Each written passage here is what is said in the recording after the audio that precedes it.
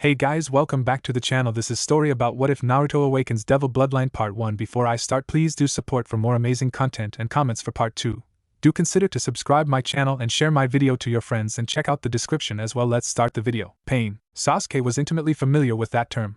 Physically, emotionally, and even spiritually familiar with it. Witnessing his beloved older brother slaughtering his entire family line had nearly broken him at the tender age of 7. Not only had Itachi made him rewatch every single kill he had wrought onto the Uchiha bloodline, but he had also physically broken him, leaving him in a hospital with multiple broken bones.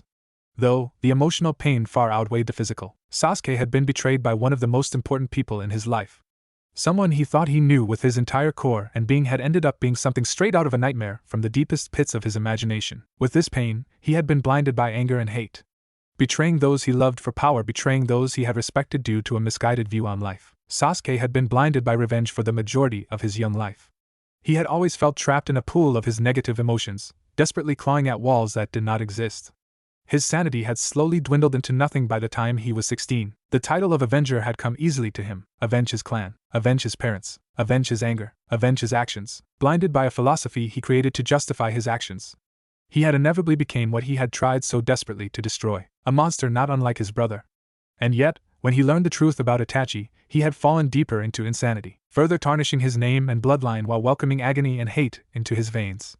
He had become something worse, and he had never questioned his actions. It would take a miracle to pull him out of the depths he had purposely created for himself. And yet, that's exactly what Naruto had done. Even as they both bled out, missing arms in tow from their heated battle, Sasuke could safely say that he had never felt better. Even during his most darkest phase, he had someone that was willing to dive into that pitch black hole, risking their life and very being just to help pull him out. "You better not be dead, you armless bastard." A strangled gasp followed the individual statement, followed by a pained grunt. I'll kick your ass again." Sasuke smiled, actually smiled, as he heard Naruto speak. Mustering up enough strength to turn his head towards Naruto's position, he spoke raggedly. "Shut up, idiot. You lost an arm too." A short wheeze followed his words. Naruto was motionless for several minutes, his chest slowly rising and falling. His cerulean orbs were tired, but yet they carried a brightness that rivaled the sun itself. Sasuke would have shaken his head if he had the energy to do so. Naruto clearly wasn't human. If he considered himself the darkness that would consume all life, then Naruto was the light that shone brightly, smothering the very darkness that tried so desperately to swallow everything within its grasp. "Sakura-chan is coming," Naruto said with a small smile, a strand of blood dribbling down his chin. "We'll be okay." Sasuke did not bother replying and chose to rest his eyes. Fighting in a multiple-day war had finally taken its toll on his body. From fighting revived zombies of former shinobi, to fighting a literal goddess, and eventually fighting, and losing, to his best friend. One couldn't blame Sasuke for being so tired. "Maybe, just maybe, I can put my trust in someone again." Mismatched orbs studied the calm expression on Naruto's face before slowly closing. "Thank you, Naruto." With those final thoughts, Sasuke succumbed to darkness. A darkness that he welcomed with open arms. Naruto blinked several times before hearing the soft crunch of mineral and rock. He turned his head towards the direction of the noise, which was far harder than he would ever admit, and spotted Sakura. A grin came to his face, his eyes clenching shut, not seeing the worried and concerned gaze of his female teammate. "Sakura-chan," he exclaimed tiredly, though he made sure to add in a bit of excitement to his tone. "You wouldn't mind healing us, right?" He chuckled quietly after his words and chose to keep his eyes closed. The pink-haired medic of Team 7 stared at her two incapacitated teammates with tears in her eyes, her emerald orb studying the damage to both of their bodies with a minor grimace. "Bruising, chakra exhaustion, torn ligaments, broken bones." Sakura shook her head before kneeling beside Sasuke, her hands glowing green, and began to run a diagnostic of his body. "You should have seen it, Sakura-chan." Naruto's tired voice resounded out once again. "I kicked his ass." A hearty laugh escaped the blonde teen, followed by a rather harsh coughing fit. The blonde Jinchuriki released a quiet string of curses that brought a smile to the kunoichi's face. Sakura ran her glowing hands across the Uchiha's chest before speaking patiently. "Naruto, please stop talking. Your injuries are bad enough." Her smile twitched into a tiny frown as Sasuke grimaced quietly. "Sakura," she heard him say quietly. I'm sorry. For everything." Tears flowed freely down her face at the teen's apology. She sniffled several times before wiping her eyes, trying to dry her tears. "Just be quiet. I need to focus." She continued to heal the Uchiha's more prominent injuries before speaking once more. "An apology isn't enough for me, Sasuke-kun. You'll need to work for my forgiveness." The Uchiha did not reply for several seconds before eventually garnering enough strength to nod his head. "I will." Sakura continued her work diligently, sweat pouring down her face as she worked her magic. She was so focused on her task that she missed Kakashi's entrance.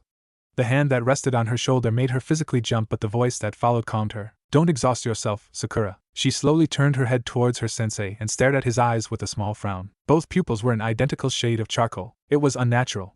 She was used to seeing a Sharingan in his left and an ebony orb in his right. Sighing quietly, Sakura turned her attention back to Sasuke. I won't, sensei. If you could run a diagnosis on Naruto, then I would greatly appreciate it. It'd save me a lot of time. Kakashi squeezed the girl's shoulder gently before making his way towards his blonde student. With hands glowing a brilliant shade of green, he ran them over the boy's body. A small frown formed on Kakashi's face as he stared at Naruto. The boy looked so tired. A stark contrast to the boy that had battled against multiple Biju, a Jubi Jinchuriki Obito, a Jubi Jinchuriki Madara, and then a goddess. The only other time he had seen Naruto even remotely tired was after his battle with Pain. An incredibly powerful man, but he certainly didn't stack up to Obito, Madara, and Kagaya. I'm proud of you, Naruto. The words pouring out of Kakashi without a second thought. I'm sorry I didn't do more for you when you were younger. Kakashi's hands glowed a brighter shade of green as he chose to aid Sakura. While he may not be a medic to the degree that she was, he knew a thing or two. He'd aid where he could. Naruto grunted quietly at the action before speaking quietly. It's okay, Kakai-sensei, I understand. I know how hard being alone truly can be. You don't have to apologize. Kakashi stared at Naruto before closing his eyes and hiding the tears that formed due to the boy's words. He said nothing and just nodded his head, knowing that Naruto would understand. His little family was finally back together once again. Team 7, their family was complete once again. It had taken an entire night, but Naruto and Sasuke were finally healed. Well, as healed they'll get for now.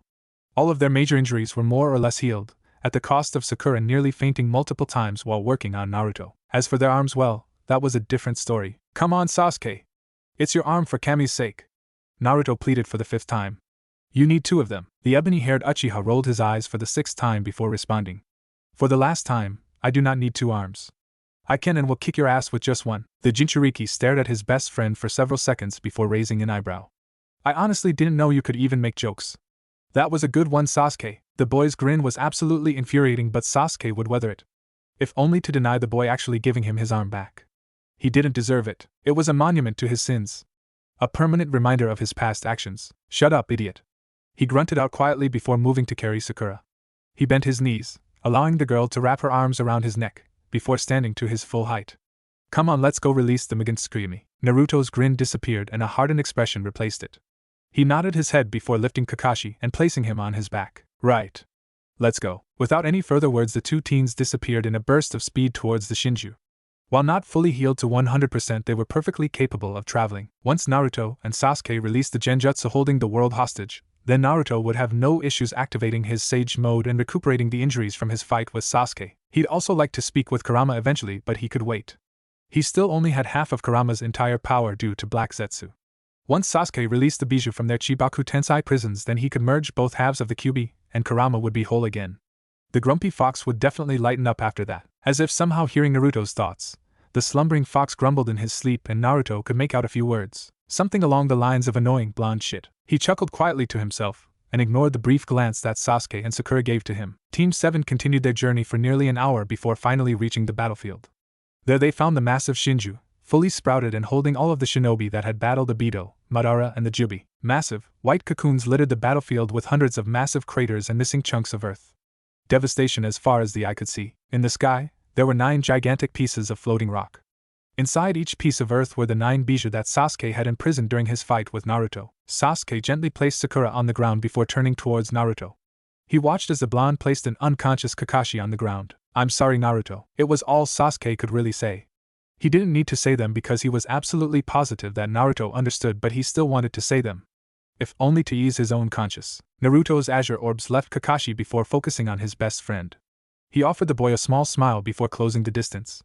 I know you are, Sasuke. You don't have to say it. Sasuke begged to differ but decided not to speak further. He said what needed to be said and that was that. Shoulder to shoulder they stood. The mood was rather comfortable if Sasuke had to put a finger on it. Who would have thought?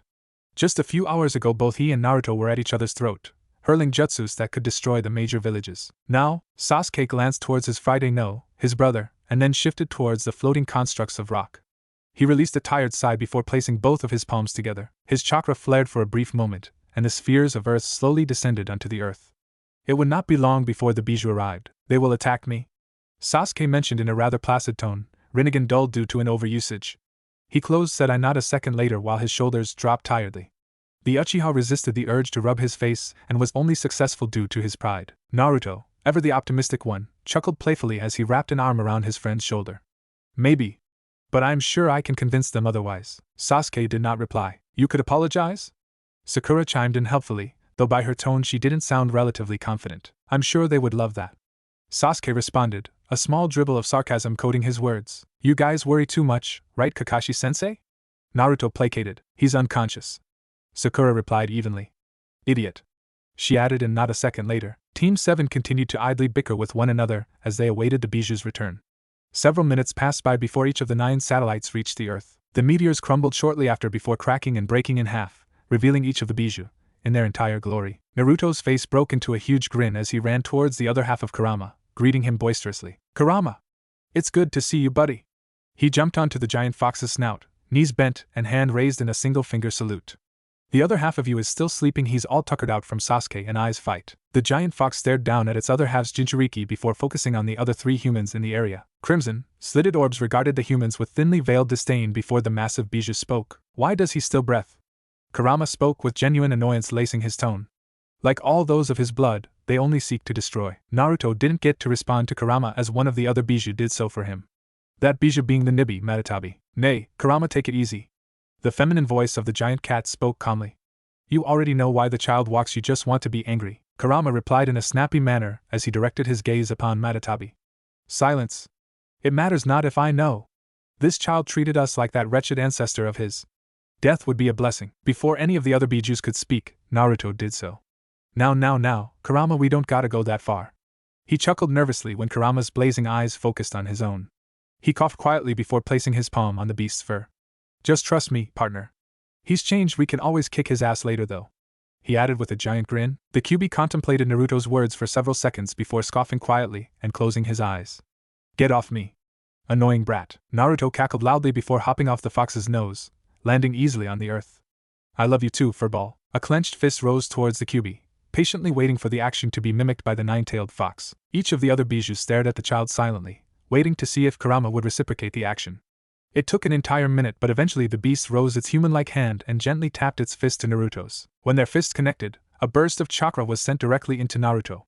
The chakra traveled through Naruto's entire being before reaching the other half of Kurama. The giant beast stirred for a moment before opening one of its eyes. It was silent for several seconds before speaking through the mental connection it shared with Naruto. Join me, the process will be far easier. The half of Kurama that existed outside of the seal stared into Naruto's eyes before glowing a brilliant shade of orange.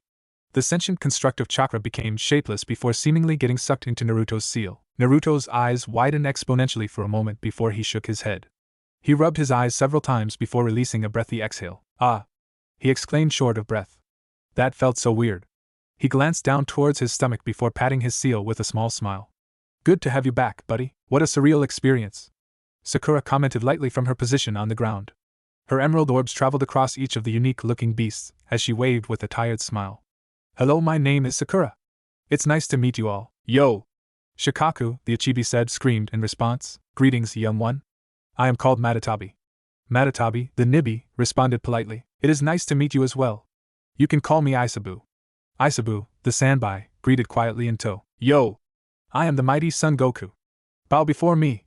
The Yanbi, Son Goku, bellowed out proudly with a mighty roar. You are much too loud, Son Goku. Hello, child, I am Koko.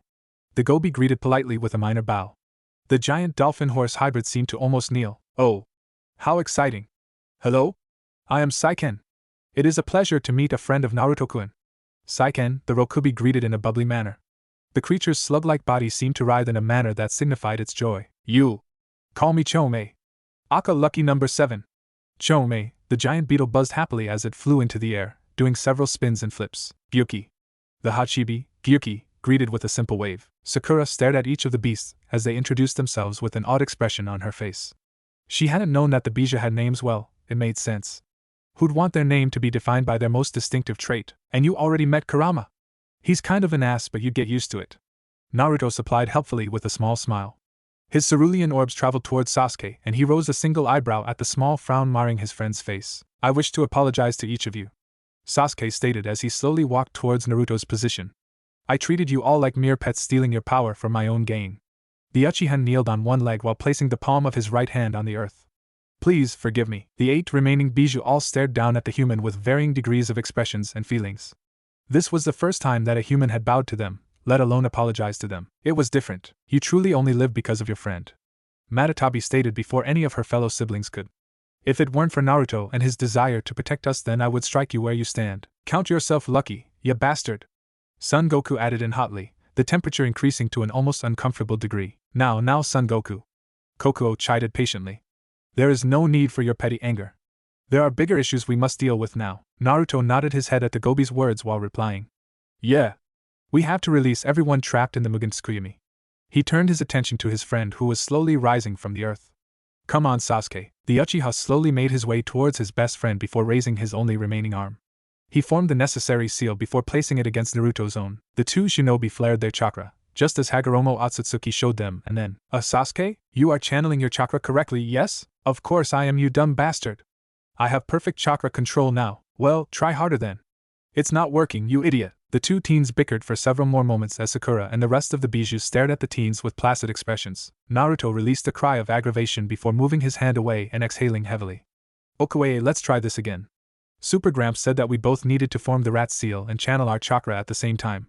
He turned towards Sasuke, who possessed a small frown, before continuing.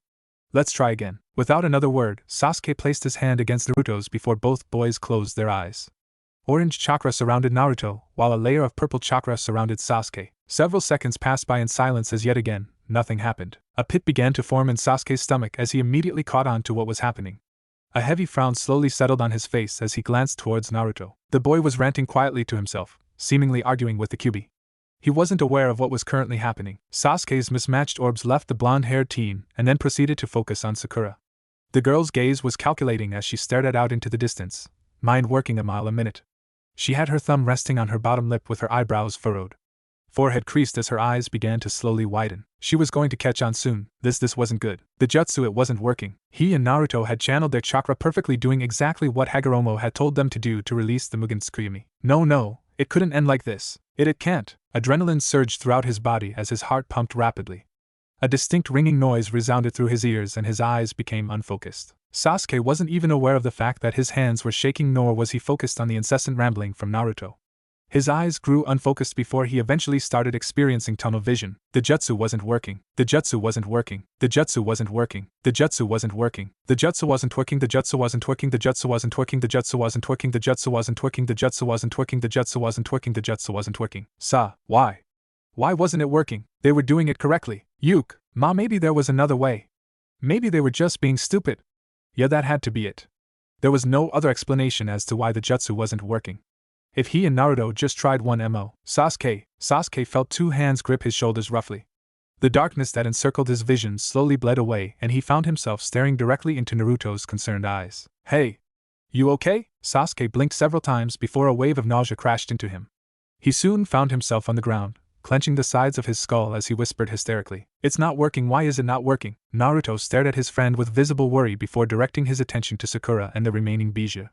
He immediately noticed Sakura's horrified expression first, and the feeling of vertigo slammed into him. Something disgusting wormed its way into the back of his mind. They're gone forever. Naruto's gaze snapped towards the Bijus and he immediately took note of their solemn expressions. And no, that isn't that, no. Sasuke!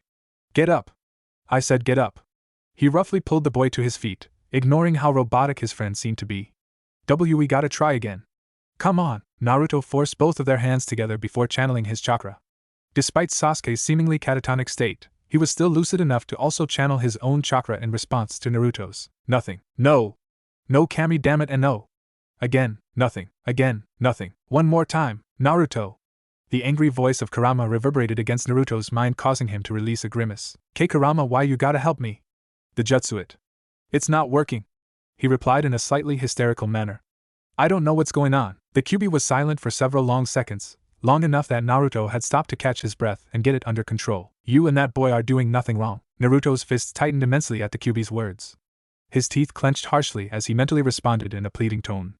Kurama, please? His tone was desperate, frantic even. Filled with hope and faith, believing that his new partner and friend had the answer he so desperately needed. But Kurama didn't have the answer that Naruto so desperately required. Kurama dipped his large head, the action being felt rather than seen by Naruto. And when he spoke, it was somber. I'm sorry, Naruto.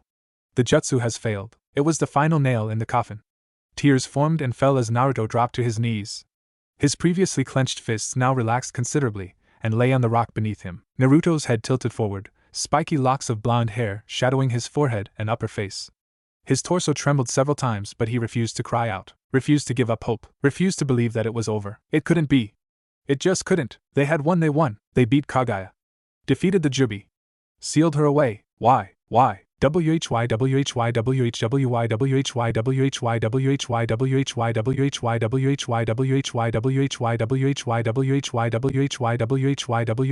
WHY WHY WHY. A scream, one filled with so much pain and sorrow, tore through Naruto's vocal cords. His forehead smashed the earthy soil beneath him as he wailed in agony. Kurama's eyes now lacked the distinct hate they once previously held. The anger and rage all but evaporated. His crimson orbs were focused on nothing in particular, just blankly staring at the water that filled his previous prison. He could feel every single bit of pain that was coursing through Naruto's body, the despair, the agony, the sadness. It was smothering, all-encompassing. Like a thick, heavy fog full of sorrow seated upon one's shoulder, relentlessly pulling them further and further into the deepest abyss known imaginable to mankind. And Kurama would weather every single one of these negative emotions. One of them had to. Their way of life was now no more. Humans were all but extinct now. It would not be long before every single human trapped in those cocoons would be converted into a white setsu. Their power, conscious and memories siphoned from their very bodies, hollowing them and becoming nothing more than mindless drones. For the first time in all of Kurama's life, he pitted the entirety of the human race. Kaguya won after all. Geez, and what trying times. Ophis relished her? Its silence. A quiet existence was a preferred one. The plight of others was of no concern to hers. Be it they devils, humans, angels, or even her own kind, other dragons were just as bad, if not worse, than her fellow race. Contests of power, greed, destruction. Ophis cared not for any of that. Instead, she sought the peace and serenity that was silence. The dimensional gap was her home. Her own sanctum where silence ruled. But now, the blank orbs of a tiny, petite child slowly trailed after the form of a behemoth-sized dragon.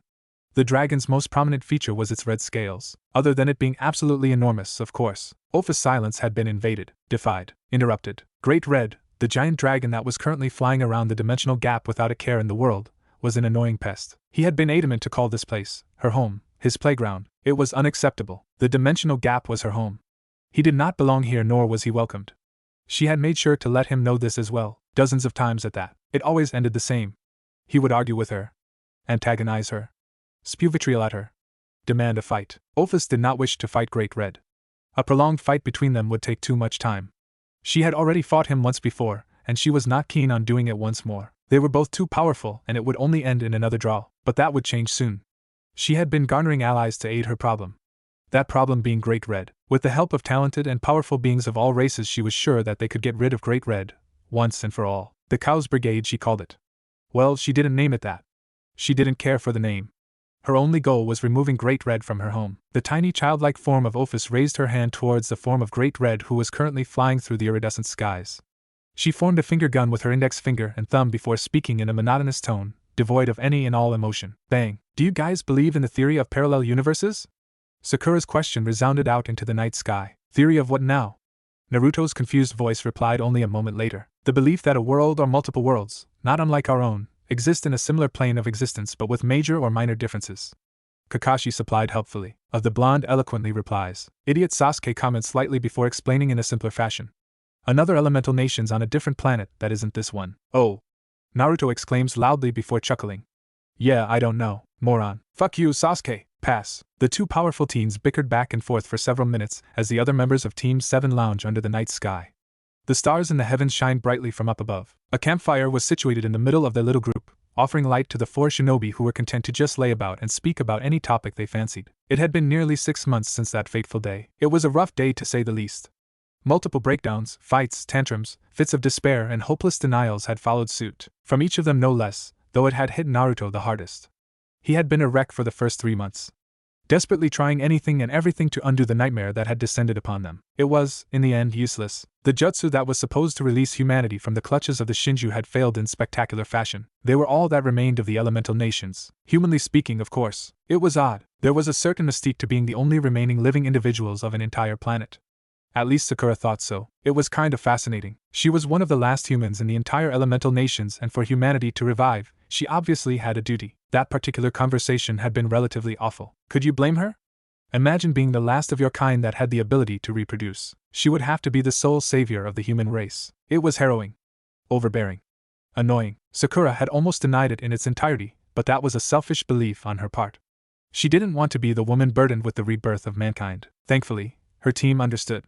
They still had a few years before pulling the trigger on that particular activity. Team 7 had been content with just accepting their fate, while Naruto hadn't. But Naruto rarely ever went down silently. He always needed to fight. It was just the kind of person he was. It was endearing, kind of. And sometimes, it was just outright fucking annoying. Sakura's thoughts were interrupted as Kakashi's voice resounded out. What brought this on Sakura? From her prone position, Sakura shifted onto her belly, now facing Kakashi. I wonder if there's a world where the jutsu worked. Her emerald orb studied the man's face as she continued. The possibilities are endless, like maybe there was a world we didn't even have a fourth shinobi war. Kakashi's eyes left the pink-haired teen as he turned towards the star-filled sky above. A gloved hand came to rest upon his chin, stroking it slowly. It's certainly a fascinating theory. I wonder if our personalities would differ. They were both interrupted by the sounds of Naruto and Sasuke struggling and grunting.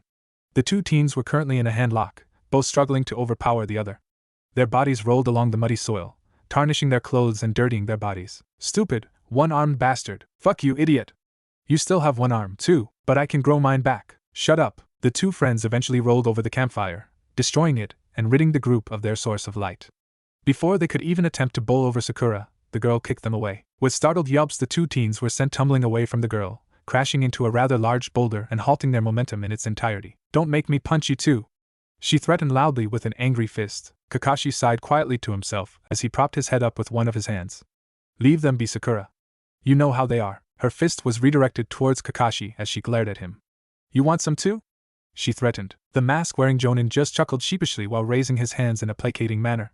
Please don't. Emerald orbs narrowed considerably before an angry huff vacated Sakura's body.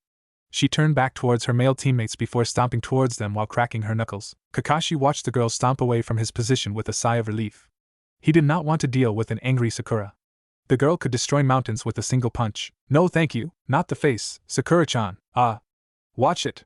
That's my. A grunt of pain escaped Sasuke. He wheezed out shortly afterwards. Ha ha. Get fucked, idiot. A scream of pain shortly escaped the Jinchuriki afterwards. I'm sorry. Kakashi just ignored the cries of pain. It wasn't his business. Sasuke and Naruto stirred the pot. Now it was time for them to eat it. Ophis was not in a good mood. Rarely was she ever in an actual mood to begin with. Emotions were something she didn't have, but she was fairly certain that what she was currently feeling was annoyance. Leave. You leave. This is my new home. Leave. Fuck off, Ophis. Watch as I, the powerful and almighty Great Red, do several flips for style. Ophis' fingers twitched, signaling that her patience had finally run thin. Tendrils of black and purple energy began to slowly leak off her petite form, forming several snake-like entities that writhed around her body dangerously. Power seeped out her form in droves and the dimensional gap seemed to almost bend to her will. The beautiful iridescent lights that made up the dimensional gap seemed to almost warp and bend as she stared at the annoying red dragon that had the audacity to call her home his. Just as her power reached its apex, Ophis felt something. It was fleeting, brief, different. The disguised dragon tilted her head in a curious manner before directing her attention to the phenomena. With Great Red all but forgotten, Ophis began to slowly travel towards the unique sensation. Where are you going? Great Red's words fell on deaf ears as Ophis continued her journey. The beast's golden eyes watched the tiny girl float away before scoffing loudly. PSHH, I don't care anyway. More tricks for me. The dragon released an annoyingly loud cackle before proceeding to flip through the air, wings curling beneath him as he did so. Boundless curiosity flowed through Ophis' tiny body as she traveled aimlessly through the endless space of the dimensional gap. Great Red's childish and annoying antics slowly tapered off into nothing as Ophis continued deeper and deeper into the empty void of space. Left. Straight. Right. Straight. Left. Straight. Left. Her travels were erratic yet seemed to follow some kind of rhythm, the feeling continuing to grow stronger with every second. The feeling was akin to that of a needle lightly dancing upon one's skin. It was a unique sensation for one like Ophis. How much time had passed? Hours? Days? Weeks? What was time to a being such as Ophis? Her endless travels seemed to finally stop. Slowly hovering in midair, Ophis continued to survey the area she was in.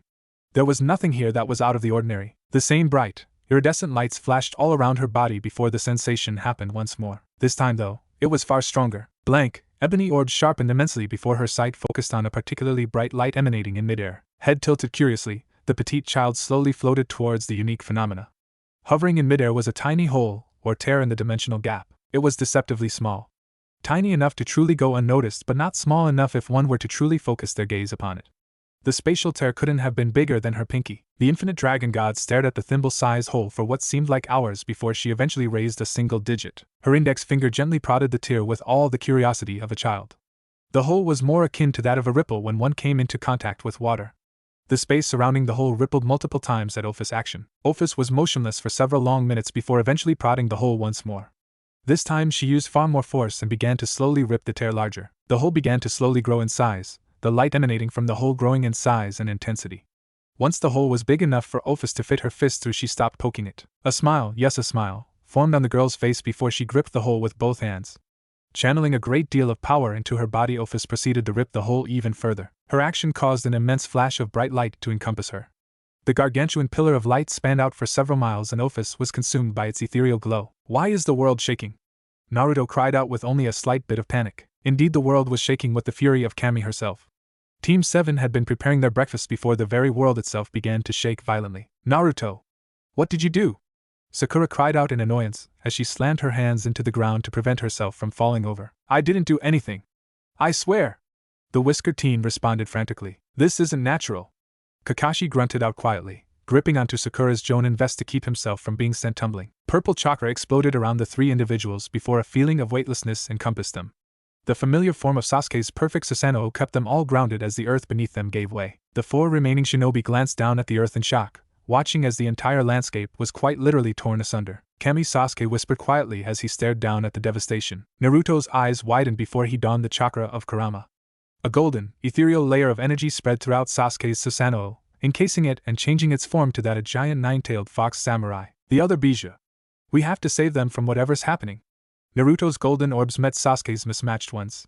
He received a single nod and Naruto mentally ordered the chakra construct towards the Biju. The Susanoo/Kurama cloak transformation flew through the air, breaking the sound barrier as it reached its destination almost instantly. Upon reaching the area where the remaining Biju were located, Naruto created 8 shadow clones who dashed out of the Susanoo. The doppelgangers reached their targets before placing a palm onto their bodies. In an instant, all 8 remaining Bijus turned into a unique color of chakra before being sucked into each of the Naruto clones. Once each clone was finished with their tasks, they immediately disappeared in a burst of speed and reappeared in front of the unique Susanoo hybrid. The Shinju. Sakura's startled scream drew everyone's attention. It's falling! The rest of Team 7 directed their attention to the giant tree as the earth beneath it collapsed. The Shinju, along with the cocoons of humanity, descended into the earth's abyss, disappearing entirely. They're gone, they're really gone, Naruto stated while falling to his knees. His blue orbs were slick with tears as he watched the chaos and destruction. His world, it was being swallowed. Everywhere he looked was complete destruction and desolation. Almost as if the very world itself seemed ready to implode on itself. Naruto! Hey! Get it together! Sasuke kneeled beside his best friend before gripping the boy by his blonde locks and harshly yanking his head towards himself. Look at me! He ordered loudly. When the Jinchuriki refused to do so, Sasuke hit him hard. The Uchiha's punch seemed to rattle something fierce in the Uzumaki. The boy's golden eyes burned furiously before he returned the action. His knuckles rapped against Sasuke's chin, producing a rather loud crunching noise. Fuck you! Naruto roared back angrily.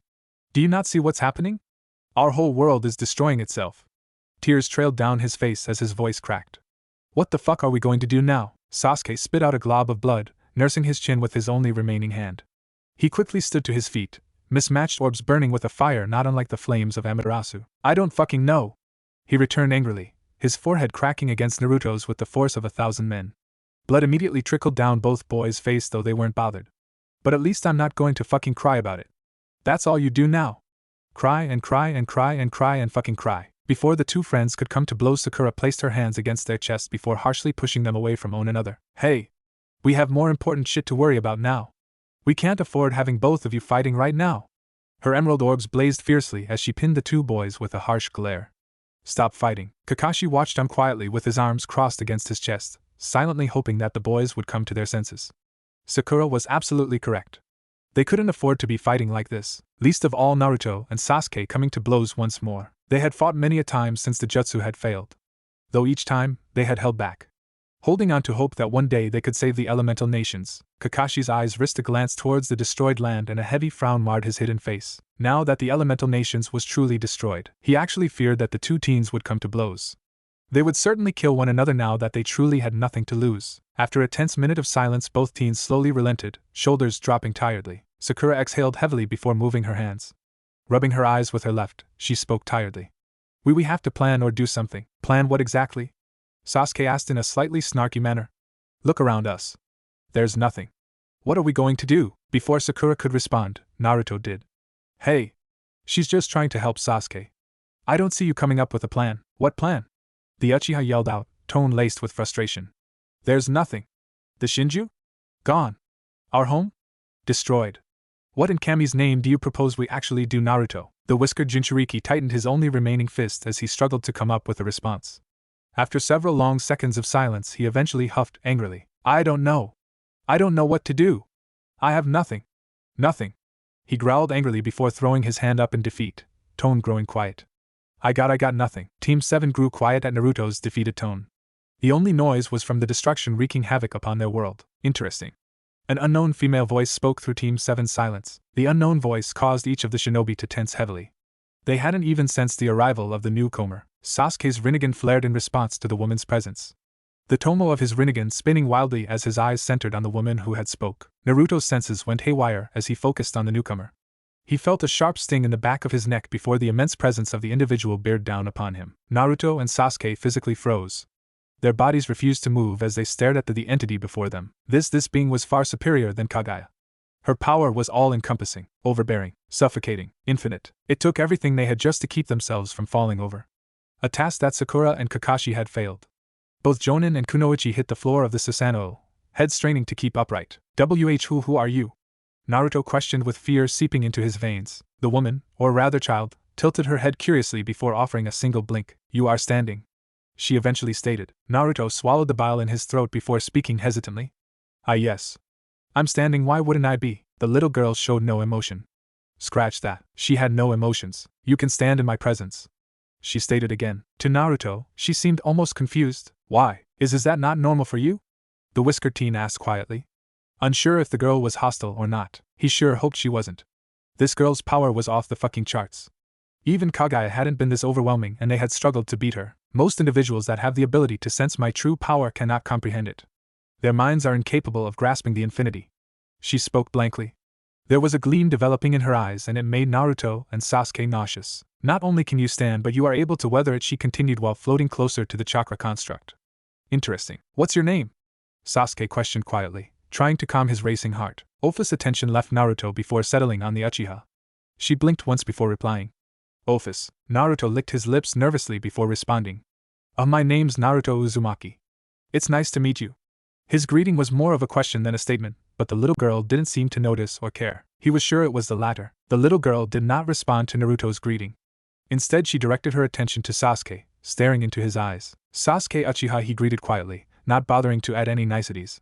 It was clear to him that the little girl wasn't exactly human. He had never encountered another being who seemed so dead to the world. There was nothing lurking in those abyss-like eyes of her that he could see. The only thing he could make out was the curiosity. And Sasuke wasn't entirely sure if that was a good thing. With a being this powerful, it certainly only meant trouble. That's not to say that he and Naruto wouldn't go out fighting, cause they most certainly would. If Ophis wanted a grand fight, then she would get one. They had just lost their entire world mere seconds ago. They, or rather he at least, were just looking for a fight to vent their frustrations and anger. Heart rate now under control, Sasuke stared at the petite girl with furrowed brows. Why are you here? Did you cause this destruction to our home? Waving a hand behind him as he did so, highlighting the ruinous earth below them, Ophis tilted her head before dipping her head towards the earth. She stared down at the devastation with blank eyes before raising a single finger and placing it against her bottom lip. I may have inadvertently caused this. Those emotionless orbs refocused on the Uchiha before she continued. I truly did not know what would happen once I opened the tear in the dimensional gap. Sasuke's anger flared for a brief moment before he harshly stamped it down. Blood slowly seeped down his Rinnegan as he struggled to resist outright attacking the little girl. The dimensional gap? Naruto quickly intervened, noticing Sasuke's anger immediately. What is that? Completely oblivious to the ebony-haired teen's emotions, Ophis responded to Naruto. My home. Your home? Oh well, I've never heard of it. Cerulean orbs left the little girl for a brief moment, focusing on his best friend. What is it? The dimensional gap is the gap that exists between the three worlds, Earth, Heaven, and the Underworld. Blank orb seemed to finally show emotion as she continued speaking. It is my home. Deciding to avoid angering the little girl, the blonde didn't push her any further. Heaven? Naruto questioned with furrowed eyebrows. The hell is a heaven? Heaven is a plane of existence that the biblical God rules over. Angels and the souls of pure humans call it home. Ophis informed. Wait, Naruto interjected in confusion. Angels? God? Do you mean Kami? Blue eyes turned towards his best friend and noticed that even Sasuke looked confused. Ophis tilted her head as she repeated the word Naruto used. Kami, you are referring to the Shinto pantheon. Humans worship and pay tribute to Kamis. Those like Amaterasu, Susanoo, and Tsukuyomi, they are considered to be gods. Sasuke, Naruto commented with raised eyebrows. I know, he replied quietly, in a measured tone. This talk of gods, we have nothing like that here. The only gods we have are Kami herself and the Shinigami. Ophis blinked several times in silence before witnessing movement behind the two humans in front of her. She spotted a pink-haired woman and a masked man with a head full of silver hair. Her interest rose minutely as she witnessed the two weaker humans slowly rising to their feet. Interesting, these humans, who can fully grasp just how powerful she is, are able to withstand her sheer presence and might. Turning her attention back to the more powerful duo, Ophis spoke quietly. You are a part of an entirely different universe. In the dimensional gap, rarely does anything ever change. I sensed an unknown phenomena and followed it. It led me to a small hole that shined brightly. I decided to open it. A white flash then engulfed me and I ended up here. In your world. There was silence for several minutes as the four shinobi struggled to process everything that was happening. First, their way of life gets altered by a man thought to be dead. Then, they fight an ancient beast whose presence is powerful enough to destroy their very world. Then, said beast revives a woman who had been sealed away thousands of years ago due to using the power to control all of humanity.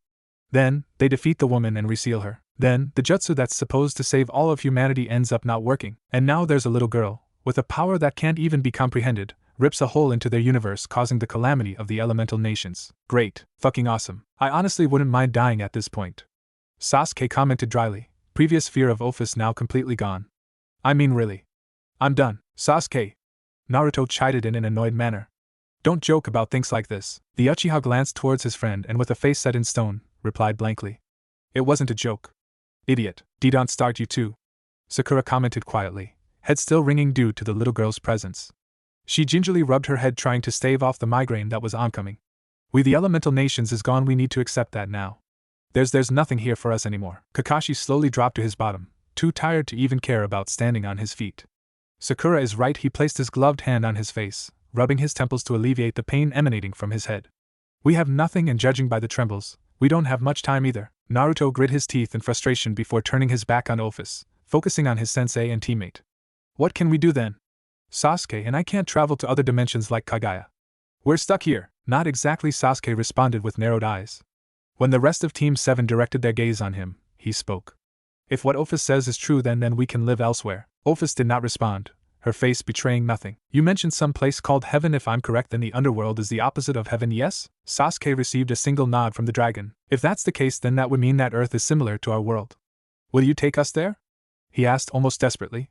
Pride be damned, he couldn't go on like this anymore. He needed a new slate. A new home. Drive. Motivation. Anything.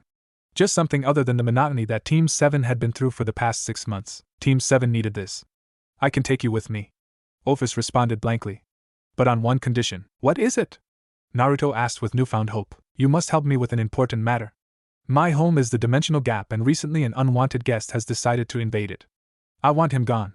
Her eyes began to glow as raw power seeped out from her. And you will aid me. The 4 members of Team 7 shivered as the weight of Ophis' power settled on their shoulders. That's it? Naruto questioned with furrowed eyebrows. You just want our help. How powerful is this individual that you need help in getting rid of them?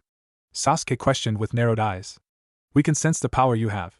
It's infinite. What exactly are we dealing with? Instead of explaining, Ophis floated away, beckoning the behemoth-sized chakra construct to follow her.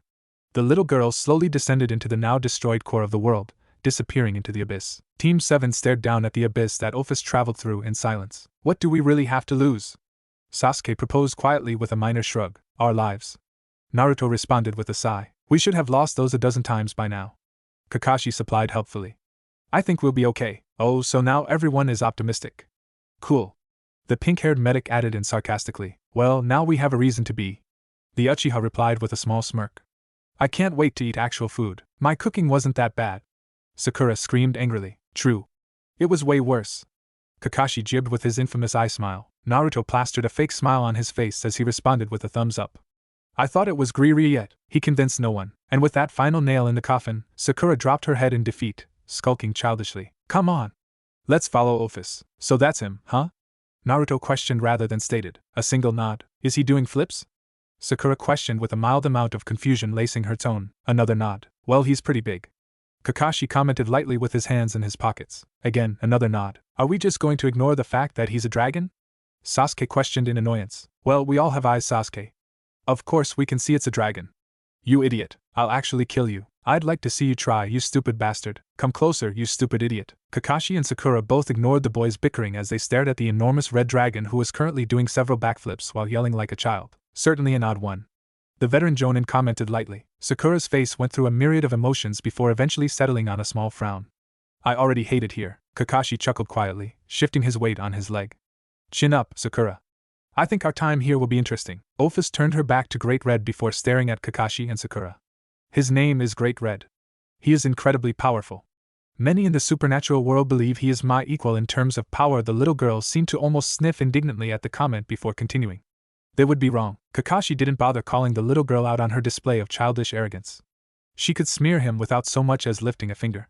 He was going to avoid getting on her bad side. Oh, I believe you, Ophis-chan. He replied jovially with his trademark eye smile. Chan? The tiny dragon girl questioned with a relatively cute tilt of the head, a term of endearment. Sakura supplied helpfully. Ophis' eyebrows furrowed for a moment, as she brought her thumb up to her lips. She bit her thumb while nodding her head several times, seemingly deep in thought. I find it acceptable. You will refer to me as Ophis-chan from now on. She spoke, or rather, demanded. Kakashi executed a two-finger salute, while Sakura just helplessly nodded. It wasn't like she was opposed to it. She just didn't want to be on the little dragon's bad side. So this is really your home? Seems void. The trio turned their attention to the remaining male members of Team 7. Both boys sported a black eye with minor cuts and bruises on their faces. Ophis blinked at the question before nodding her head. Yes. This is my home.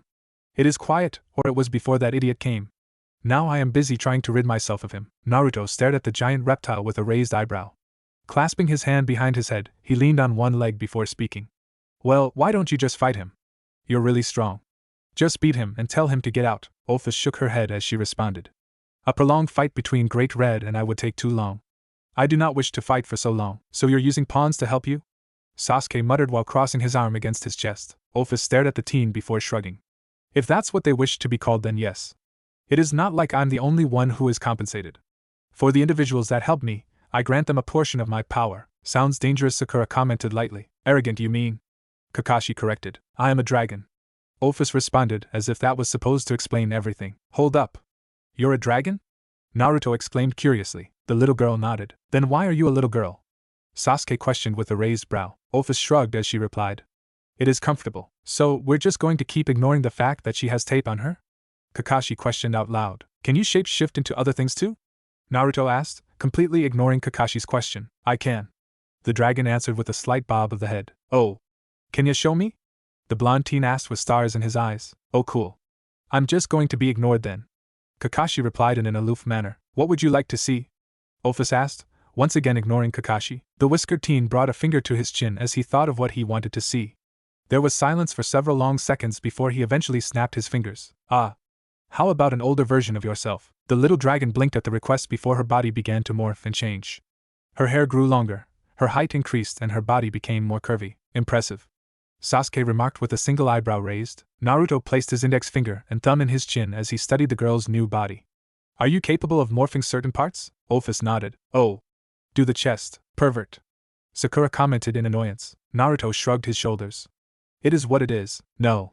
We're not doing that. Sasuke turned towards Ophis, who had already morphed her chest. She now rivaled the late Tsunade Senju. Nice. Naruto complimented. Nice. Kakashi also complimented. Nice. Sasuke too complimented. Fucking pigs. Sakura spit with annoyance. She absolutely was not jealous that the dragon could increase her breast size. Nope, not at all. Not one bit. Not even a little. Okay. She was fucking pissed. How unfair was that? Anyway. Naruto started after studying the busted dragon. When are we going to be fighting him? Him being the dragon that was currently flipping through the air. Ophis narrowed her eyes as she turned towards Great Red, giant bouncing as she did so. She placed her thumb on her lower lip before speaking slowly. Soon, Team 7 waited for the dragon to elaborate, and waited, and waited, and waited. Oh, so you're just not going to explain? Kakashi once again questioned in his usual aloof manner. In the meantime, Ophis said, taking her thumb away from her lip. Take my power as compensation. Black tendrils of energy slowly seeped out of Ophis' skin. The condensed power writhed like snakes in the air, awaiting to be claimed. Team 7 stared at the energy masses before taking a step back. I'm good. Yeah, I'm strong enough. Count me out. Is that even legal? Ophis furrowed her eyebrows as she tilted her head. You don't want my power? She asked with a minor amount of confusion. The members of Team 7 glanced towards one another, each individual possessing uneasy expressions on their face. It was Naruto that eventually stepped forward to speak. Not to disrespect you or anything, but no, we don't. We'll just help when you call us. Is that okay?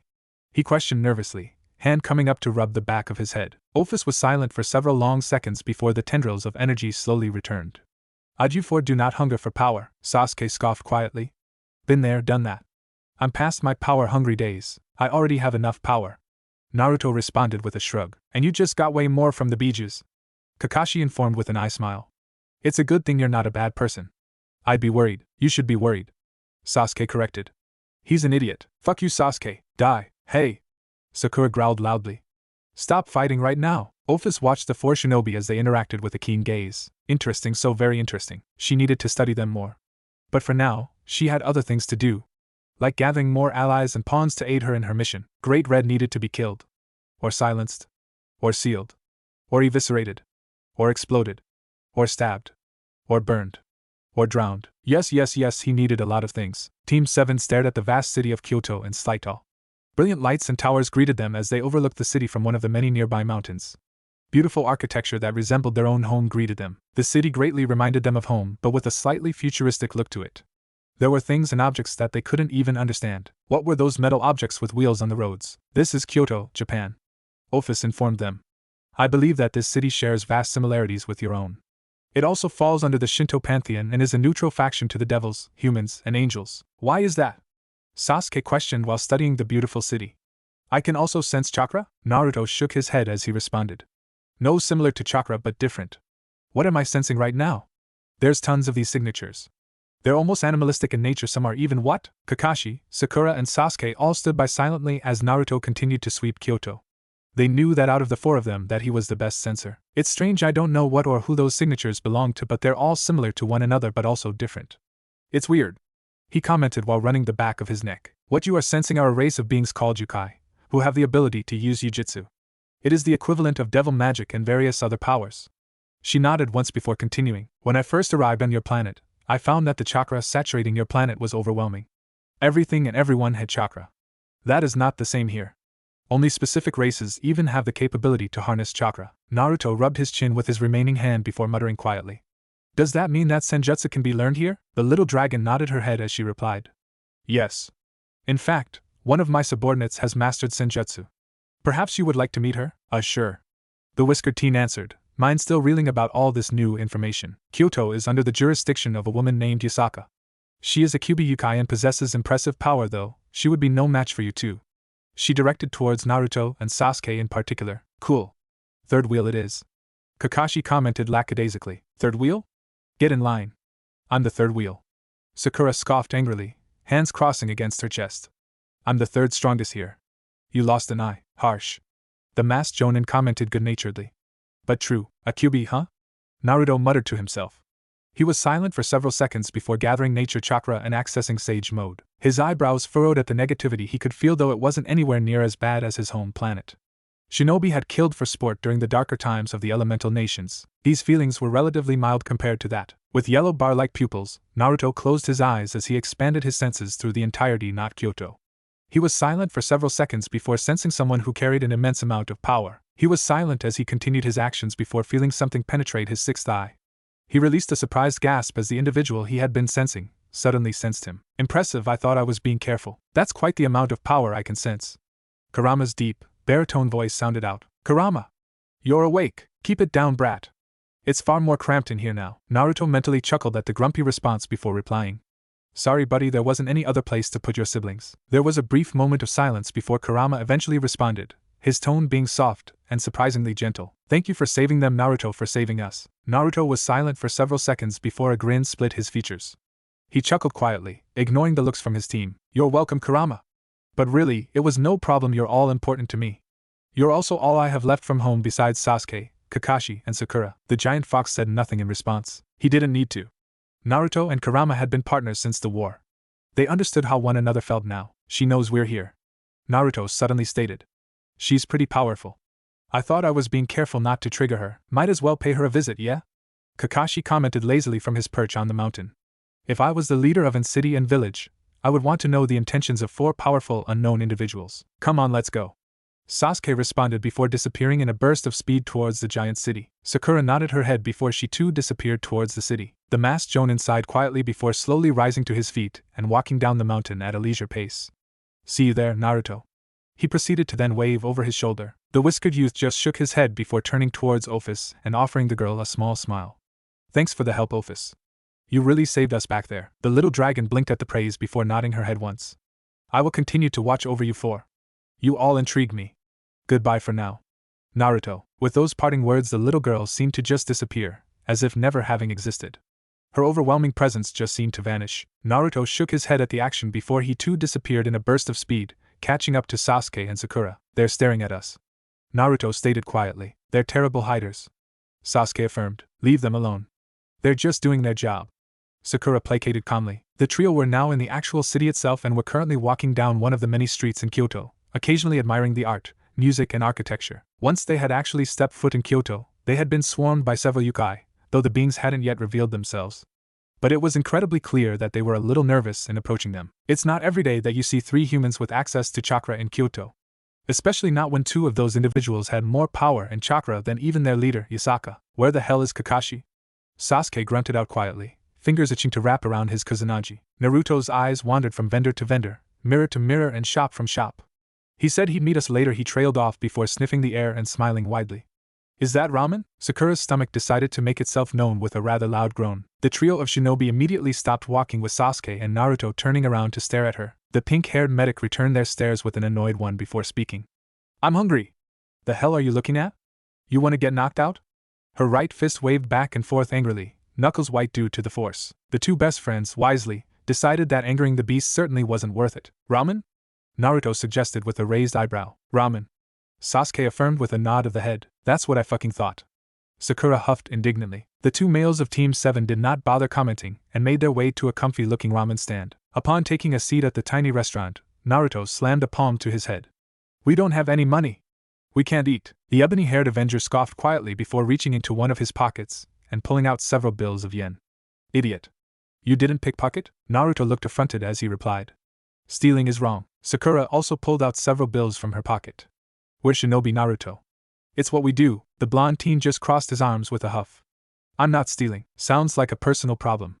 The Uchiha replied lazily. Before the 3 shinobi could continue their conversation, a young woman appeared before them. Hi. Welcome to Muse Ramen. What can I get for you? Naruto glanced up towards the woman and noted that she was rather young with an incredibly curvy figure. Her hair was snow white, and she possessed dimples. He could also sense you're a yokai? He questioned rather bluntly. The beautiful woman blinked at the statement, her eyes widening. How did you know? I can sense it. The blonde replied lazily while reading the menu of the restaurant. Oh. I'll have a miso ramen. His eyes rose towards the woman who now seemed very frightened at their presence. He rose his hand in a placating manner before offering the woman a gentle smile. We aren't here to start trouble. We're just hungry. The white-haired yokai was about to run away before the Uchiha's head rose. She was greeted to the gaze of a unique purple orb, surrounded by several ovals with tomos in them and a crimson orb with 3 tomos. Calm down. He ordered calmly. Do your job. 1 miso ramen.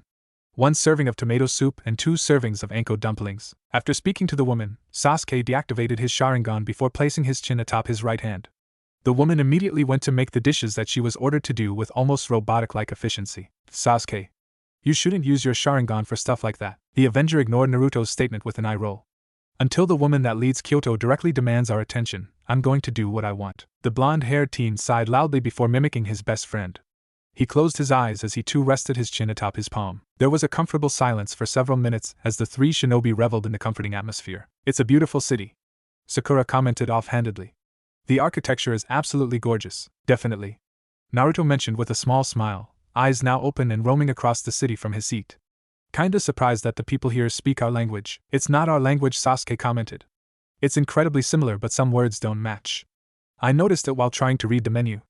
Half of it is literally unintelligible. Naruto glanced back down at the menu before frowning.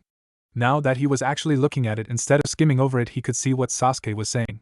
He only recognized the miso because of the picture. I guess we have to learn a new language? We have to learn a lot of things. Sakura added. You heard what Ophis said. There are other factions here. Even gods. Actual divinity. We're in enemy territory with absolutely zero information. A frown marred Sasuke's face.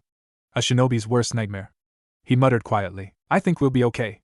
The Kyuubi Jinchuriki, or rather multiple Biju Jinchuriki, piped up. We're strong and we got each other. That's all that matters, right? A smile formed on Sakura's face as she responded. I'll drink to that. Sasuke did not respond, but he did have a smirk upon his face, and that was as close to an acceptance as they'd get. Here you go. The white-haired waitress interrupted. She placed 3 separate bowls and plates on the table before bowing her head. Enjoy. She disappeared towards the back of the restaurant afterwards. Delicious. Not as good as Ichiraku's though. Nothing will be better than that, the standards are too high. Sasuke commented. I recall you going there by yourself at times, Sasuke. The ebony-haired teen shrugged his shoulders at Sakura's statement. Ramen isn't my favorite dish, but they did know how to cook. It helped that their onigiri was amazing as well, couldn't go wrong with Ichiraku's. Never thought I'd hear the almighty Uchiha Avenger praise Ichiraku. The world must be ending. Naruto commented between slurps. Well, it kind of did. Idiot. The Avenger reminded with a raised eyebrow, gingerly sipping on his soup. Still sad about that one. Naruto commented with a slightly downtrodden expression. There's nothing wrong with that. The medic said with compassion. Yeah, unless you're a little. Sasuke quipped with a side-eyed glance at Naruto. It had the expected outcome of angering Naruto. Fuck you. Oh, I'm sorry. Sasuke feigned hearing as he placed his right hand up to his ear. Did I hear a crying? The blonde teen immediately launched a punch towards Sasuke, who took the blow and rolled. The blonde teen immediately chased after him. Sakura just sighed quietly and ate her dumplings, ignoring the 2 children she called teammates. Fucking idiots. Team 7 idly walked through the city of Kyoto after finishing their meal. Sasuke and Naruto had fought like the children they were, and Sakura had drank like the ant she wished to be. Kakashi is here. Naruto mentioned offhandedly. Not a second later did the masked jonin land behind his team, face buried in a small white book. That's why you decided to go by yourself. Sakura states with a twitching eyebrow. So you could buy your stupid porn. It isn't stupid, Sakura. It is art. An uncultured swine such as yourself wouldn't understand. Kakashi replied in an upbeat manner. Before Sakura could punch the jonin through 15 buildings, they were finally stopped by a woman who possessed a wolf's tail and ears. Odd it seemed to entire city went silent. Sasuke's eyes roamed along the streets, and noticed the lack of people and activity. Interesting. The wolf woman was then joined by another dozen yokai. They surrounded Team 7, but their stances leaned on being friendly instead of hostile, which was a good call for them. Because if they wanted to be hostile, then Sasuke would give them hostile. He was always ready. Halt. Please state your business in Kyoto. The young woman demanded nervously. Naruto offered a small wave with a smile. Yo, it seemed to only make the woman even more nervous. Her shoulders trembled nervously as her gaze swept through the group multiple times. You work for Yasaka? Naruto questioned in a friendly manner. If so, we have no problem meeting her. My name is Naruto Uzumaki. Following his greeting, Naruto grinned widely before pointing to each of his teammates and naming them off. This asshole is Sasuke Uchiha. The aforementioned Uchiha just stared blankly at the wolf woman, not bothering to actually greet her in the slightest. That's Sakura Haruno. She's really violent. Naruto was immediately punched through 17 buildings following his accusation. The group of yokai were immediately horrified. They hadn't even seen the girl move. I'm not violent. The pink-haired medic raged on with a clenched fist. Not a moment later did Naruto reappear in his previous spot, only this time with a healthy black eye, and introduced the last member of Team 7. That's Kakashi Hatake. He likes porn. The masked man raised 2 fingers in greeting before replying, face still in his tiny hentai manga. You're damn right I do. Silence. An awkward silence, at least for the group of yokai. The wolf woman eloquently managed. Anyway, Naruto loudly declared while clapping his hands. Are you going to take us to Yasaka now?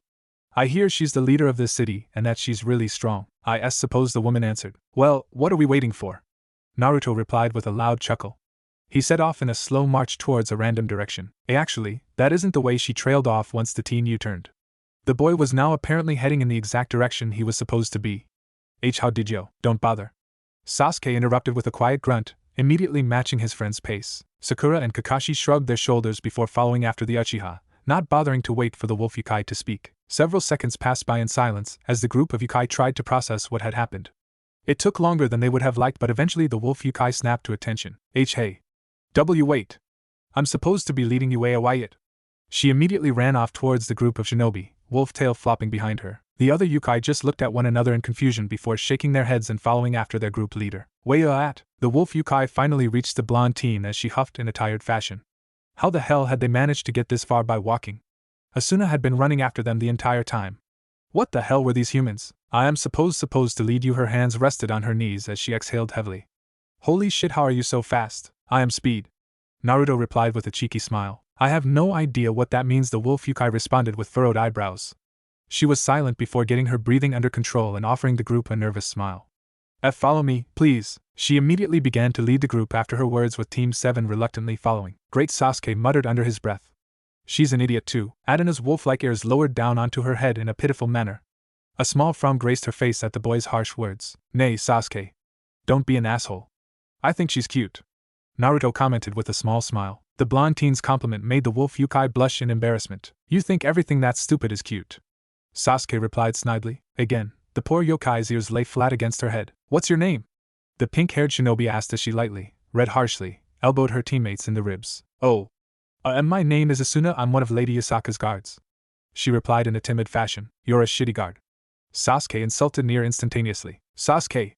Naruto hissed quietly. The ebony-haired teen turned towards his friend before rolling his eyes. Fine. He'd play nice. You're less than shitty. The Uchiha corrected. Why are you such a bully?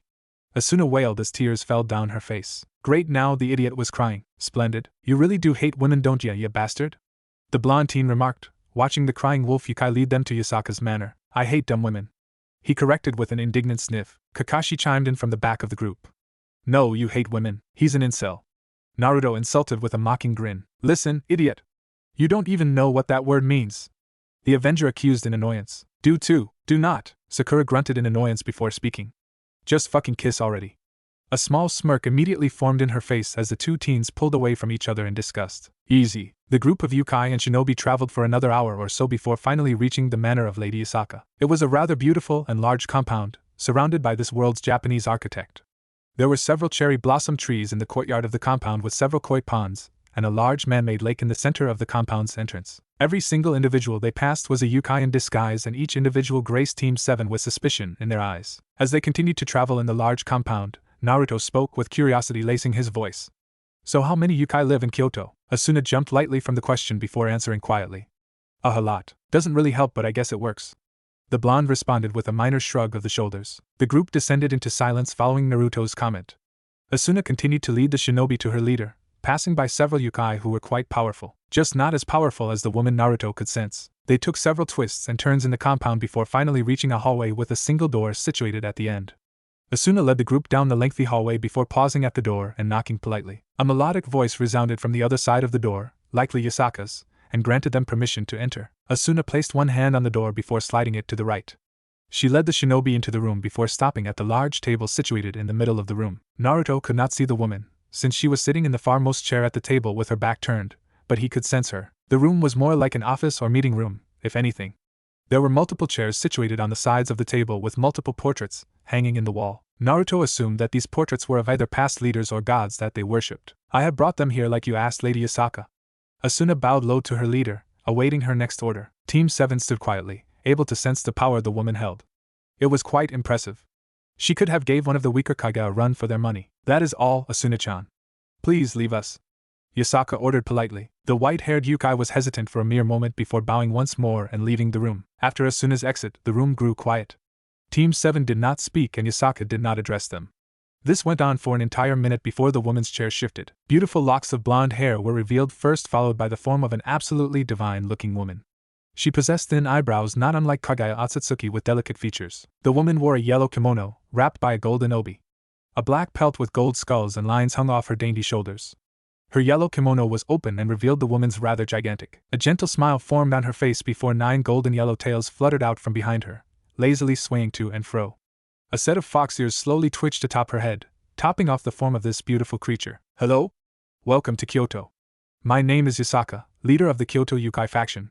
Her head tilted with a small smile as she placed her hands together in front of her. Naruto's eyes widened greatly as he stared at the woman.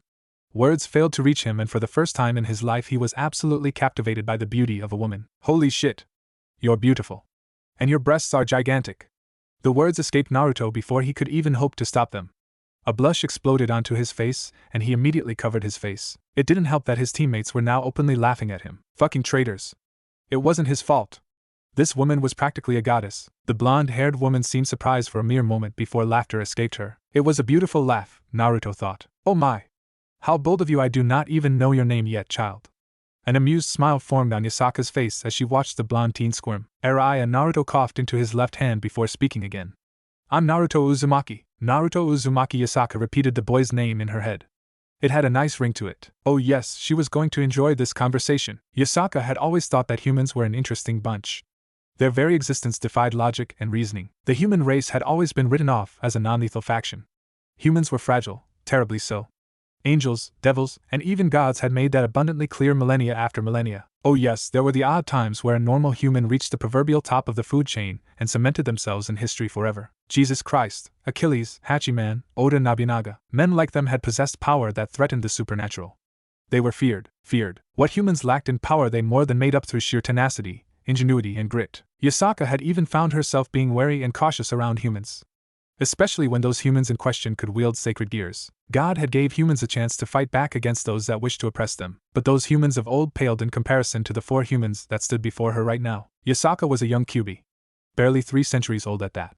She had seen powerful humans come and go during her time, but none could even hold a candle to the 4 humans that stood in front of her. The weakest of the little quartet, that being the tall and lanky man with silver hair, made the hairs on the back of her neck stick on edge. He lacked the sheer reserves that the younger teens held, but that mattered little. His reserves rivaled her own. What he lacked in sheer firepower was more than made up by his experience. Those charcoal eyes of his carried an extreme weight to them. He had seen horrors that would drive a lesser man to the brink of insanity. He was grit personified, tenacious, raised on war. All of them had been raised in war. It was hard not to miss it. That gleam in their eyes. The tense shoulders. Their wandering eyes. They had been taught that everything and everyone could and would kill you. Yasaka would have shaken her head had she not wanted to keep appearances up. It saddened her to know that children, who were barely older than her own Kunichan, could be dragged into conflict that threatened their very own existence, all on the whims of men and women who possessed power that they should not have. This time, Yasaka did shake her head with a rueful sigh. She always had been an emotional woman.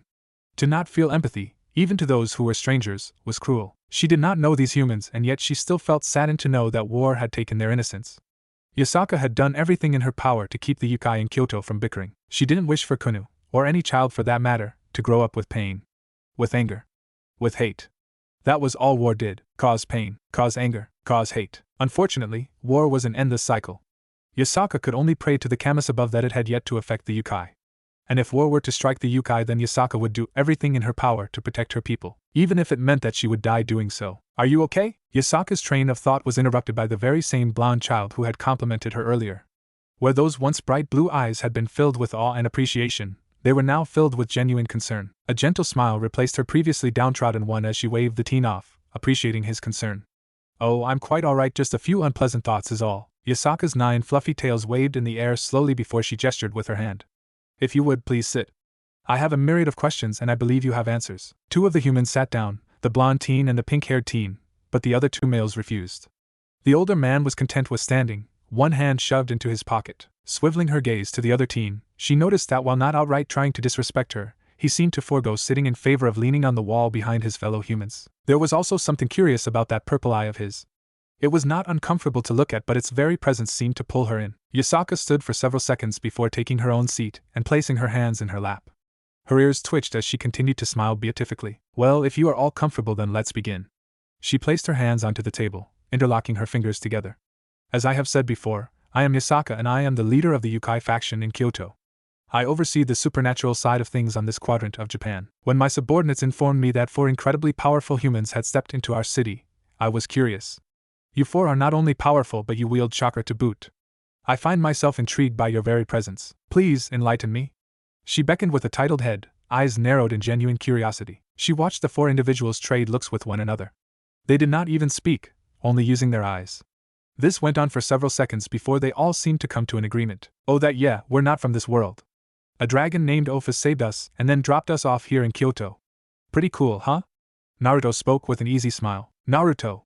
The pink-haired girl hissed as her head turned towards the teen. You're such an idiot, the ebony-haired teen spoke while sighing quietly, expression bordering on disdain and genuine annoyance. A sigh rang out from the older man of the quartet, but he did not seem surprised or annoyed like his other 2 compatriots. The man seemed to have expected the blonde's answer. Why are you too surprised? He questioned while returning his gaze to his little white book. Subtly isn't Naruto's MO. Come on, Kakai-sensei. I'm not that bad. Naruto complained with a frown. The lanky man offered an eye smile as he responded. True, you're worse than bad. Awful is a better term. Naruto just sulked. Did you just say Ophis? The quartet centered their attention on the attractive yokai. Her eyes were widened to a degree that was almost painful, and they noticed the slight trembles that shook her body. Yeah, Naruto answered while rubbing the back of his head with a sheepish smile. She also inadvertently destroyed our home world. He finished with a smile that made him seem almost constipated. Yasaka's eyes only seemed to grow bigger at the answer. Your world? Destroyed? She, the ebony-haired teen with dual-colored pupils, answered her with a suffering sigh. Yes, our world. We aren't from this one. Yes, again, Ophis inadvertently destroyed our world when she traveled to it in the dimensional gap. And once again, yes. Ophis is a woman-dragon thing? He finished with a slightly confused expression. She said she was able to shape-shift at will? The silver-haired man supplied helpfully. Yeah, we don't really know how she does it. Naruto answered while rubbing her chin. Did he just ignore his ally, shapeshifter? The man answered once more, eyes still buried in his pornographic book. We'll have to ask her next time, Naruto. The pink-haired female spoke out, completely ignoring the older man's answer. Cool. Ignored again. The lanky man commented lackadaisically. Yasaka was silent as she listened to the four individuals speak amongst themselves. This was dangerous. These four individuals, who rivaled even the Shinto gods, had quite literally landed on her doorstep. By Ophis, the infinite dragon god, no less. Dangerous because these four individuals were insanely powerful. She held her doubts on being able to defeat even the weakest individual in their little group. She didn't even know their names.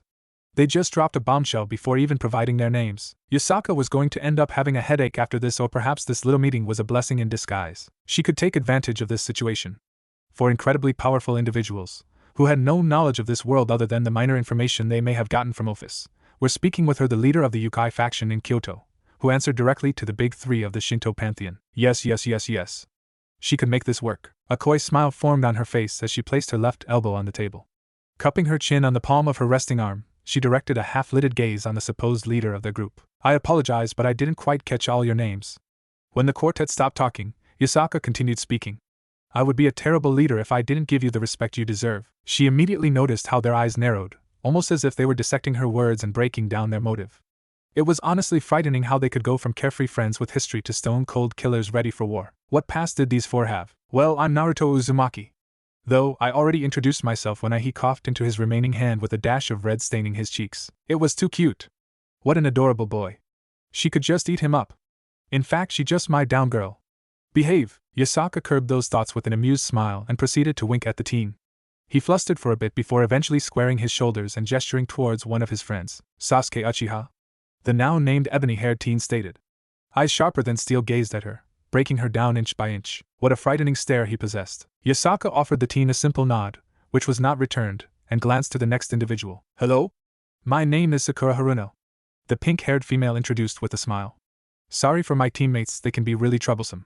And annoying. The Yukai leader offered the girl a smile filled with mirth as she replied. As troublesome as nearly destroying 17 buildings? The girl faltered for a moment before bowing at the hip and apologizing. I'm sorry for that, yeah. She finished awkwardly as she rose to her full height. Yasaka's smile grew larger as she waved off the girl's apology. It is fine. No one was hurt. Though I'm sure the Yukai would not mind a helping hand. Sakura immediately understood the underlying comment and offered the Kyuubi a single nod. Maybe she shouldn't have punched Naruto, or maybe she should punch him more? That sounded better. The last individual of their group closed his book and placed it into his unique-looking vest.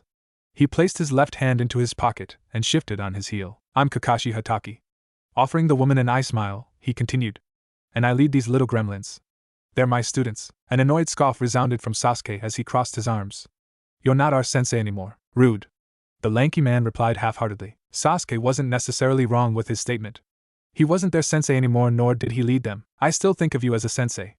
Naruto piped up with a smile. Kakashi offered the boy a two-finger salute before reaching back into his vest and procuring his book. You don't have to be a Sasuke. Sakura responded while rolling her eyes. I don't have to be a lot of things. He replied while closing his eyes. Still doesn't change the fact that I'm right. Yasaka observed the group as they bickered with one another like children. They insulted, jabbed and prodded at one another's nerves with the skill they had honed from years of being together. It was a rather amusing and interesting sight to see. Though their words seemed to not truly affect one another, she'd rather they not fight in her office. She cleared her throat quietly, internally pleased that the group of otherworldly shinobi had ceased insulting one another. Well, it appears that fate has smiled on you four. Yasaka offered the four teens a small smile as she gestured towards them. If you would like, perhaps you could call Kyoto your new home? There. She threw her offer in. These four humans were unique and powerful, and while not necessarily Yukai, It didn't mean they couldn't aid in defending Kyoto if danger reared its ugly head. After all, she had already had a troubling run-in with a group of humans a few weeks ago. They were powerful and boasted several unique sacred gears with even a few Longinus at their disposal. It was only after blindsiding one of their weaker members and killing them was she able to escape. It helped that she had activated the ley lines, fighting them off while also retreating to safety. Activating the ley lines had alerted Amaterasu, which brought the wrath of the Big Three upon the humans who had dared to step foot in Kyoto. Yasaka was sure that they'd come back though. They had retreated just as easily as they had come, and the whole of Kyoto had and was still on alert from the surprise attack. Those humans clearly wanted something, whatever it was though, Yasaka did not know. To attack the leader of a faction that worked directly under the Shinto pantheon's sight was nothing short of suicidal. Humans always were an ambitious sort. I think I speak for all of us when I say that we would be honored to call Kyoto our home. Naruto spoke up, interrupting Yasaka's internal thoughts. But at the same time he glanced towards his friends with a minor frown and did not continue. The boy's pause caused a small frown to form on Yasaka's face. Is there something troubling you? I can't say that I can even hope to understand the pain that you've gone through regarding losing your entire home and world. But if I am able to aid where I can, then I will. Naruto's eyes shifted towards the woman before he sighed quietly. Let's be honest here, we're powerful. He gestured to his best friend and teammates. You and Ophis have spoken of other factions, and while I'm not the arrogant type, I'd rather not cause problems and stay a lot more off the grid. An annoyed scoff resounded from beside Naruto. You're going to be the one who gets us discovered. You don't even know what subtly is. Idiot. Shut up. I can be subtle. Naruto refuted with an annoyed scowl. Yes, and I can be nice. The Uchiha snarked back with a smug smirk. The second you see some random yokai in trouble, you're going to toss around a dozen raisin shuriken and bring the might of every faction that exists on this planet on our heads. Naruto raised a finger in defiance, ready to refute Sasuke's words. He's not wrong, Naruto. Kakashi piped up, eyes glued to his porn. It may not necessarily be bad or anything of the sort, but sooner or later this world will find out about us. We are not weak. Far from it. The lanky man stopped reading his book, closing it and tucking it into his flak jacket.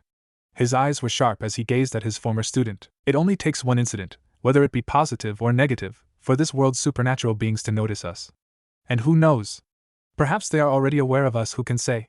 He shrugged his shoulders before continuing. This world isn't the same as ours. If you step on someone's toes and they take offense, you and us will paint a target on the whole of Kyoto and even the Shinto pantheon. Getting his point across, Kakashi crossed his arms against his chest before leaning back against the wall. This decision isn't to be made lightly. There are clearly positives and negatives, housing and information as an example. He closed his eyes before finally finishing.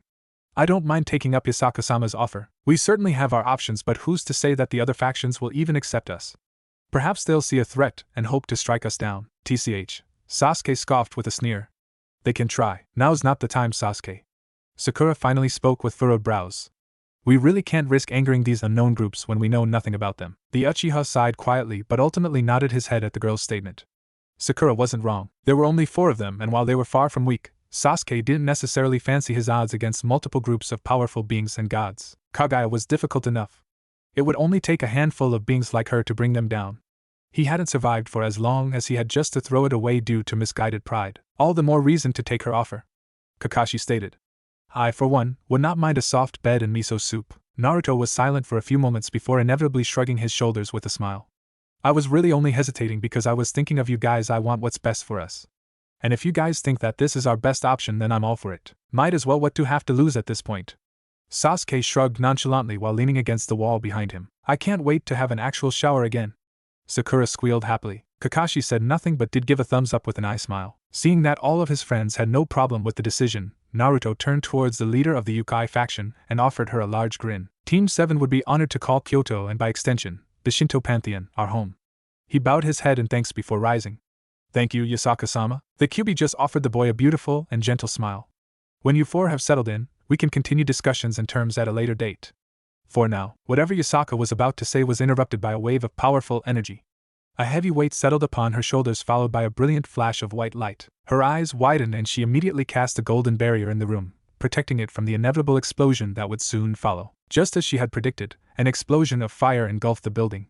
Her ears rang as she clenched her eyes shut, and she blacked out for a mere moment. Several seconds passed by in silence before Yasaka slowly opened her eyes.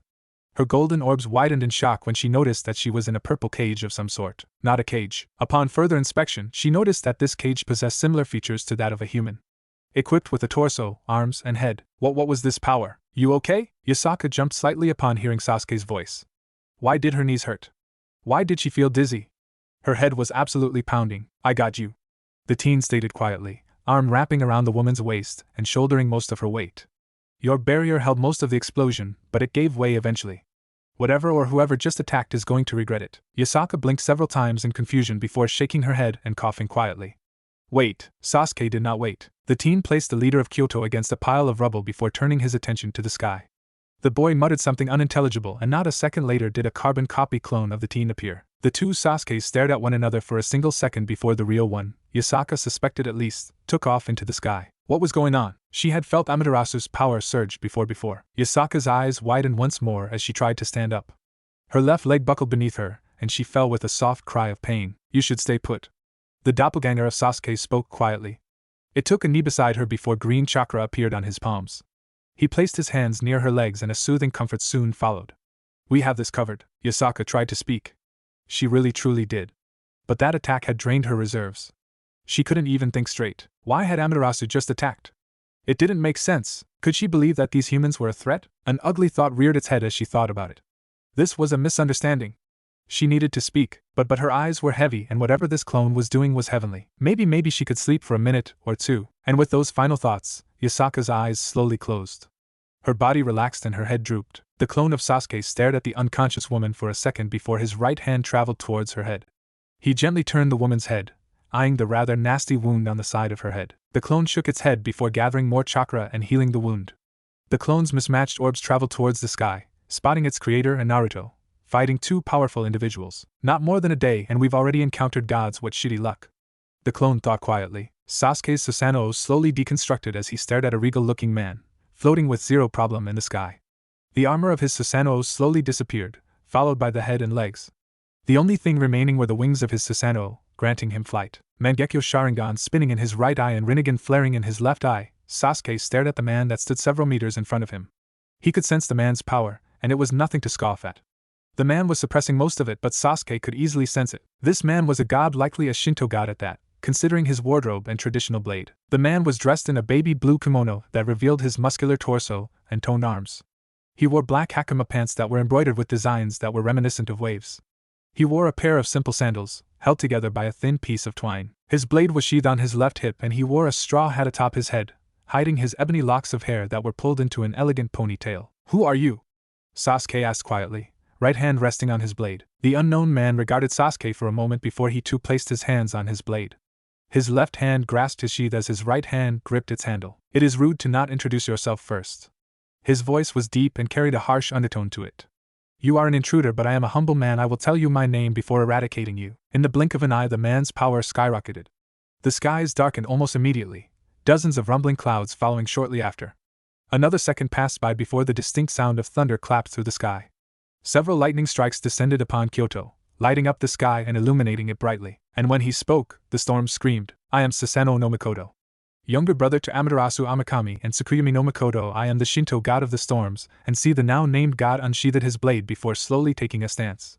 "And I am your end." Sasuke's body tensed, and not a second later did Susanoo appear directly in front of him with his blade poised to sever Sasuke's head. The teen sneered as his own blade intercepted the god's, causing a tower of sparks to emanate from the action. The god seemed almost surprised if the slight widening of his eyes was anything to go by. "I don't care who you are. If you want to fight, then I'll deliver unto you a slaughter." Sasuke's Mangekyo Sharingan spun ferociously before a torrent of black fire spewed at the Japanese kami. The kami, upon seeing his opponent's unique red-eye spin, disappeared in the blink of an eye. The distinct sound of thunder following his retreat as he did so. Reappearing a short distance away, the Shinto kami eyed the human warily. His gray eyes regarded the teen for a moment before he placed the palm of his left hand against the flat end of his blade.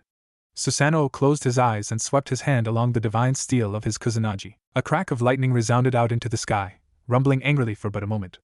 A gigantic cumulonimbus formed directly above Susanoo before lightning descended directly upon the man's sword, illuminating the blade with pure, raw lightning. Susanoo stared at his glowing Kusanagi for a moment before raising his eyes to the human who dared to tread upon his home. "You boy. What is your name?" Susanoo bent low at the knees before slowly and carefully sheathing his blade and the raw lightning that encompassed it. He took up a rather simple Aido stance as he stared at Sasuke. Sasuke eyed the man with a glare before glancing up towards the sky. His mismatched orbs traveled along the darkened clouds before flipping his Kusanagi in a reverse grip. The cry of 1,000 birds sang from his right hand before being engulfed by right-hand chakra. The lightning emanating from his hand barked loudly, piercing the heavens and drowning out Susanoo's own thunder. A gigantic creature of pure lightning formed from the clouds, lighting up the entirety of Kyoto. The creature of pure lightning dwarfed the clouds that it originally had been created from and cast its own shadow on the city. Susanoo stared at the lightning creature with widened eyes, sensing the monstrous amount of chakra that was used to create the beast. The gigantic lightning creature bellowed a mighty roar, its red eyes swaying to and fro before setting its sight upon Susanoo. Upon recognizing its enemy, it released yet another roar, piercing the heavens. My name is Sasuke Uchiha. The teen tilted his head, expression bordering on disdain as he stared at Susanoo. And you vanish with the roar of thunder. Sasuke raised his right hand into the air before bringing it down and uttering a single word, Kirin, and the sky turned white. Naruto's enhanced eyes strayed towards the giant clouds resting above Kyoto with a minor frown.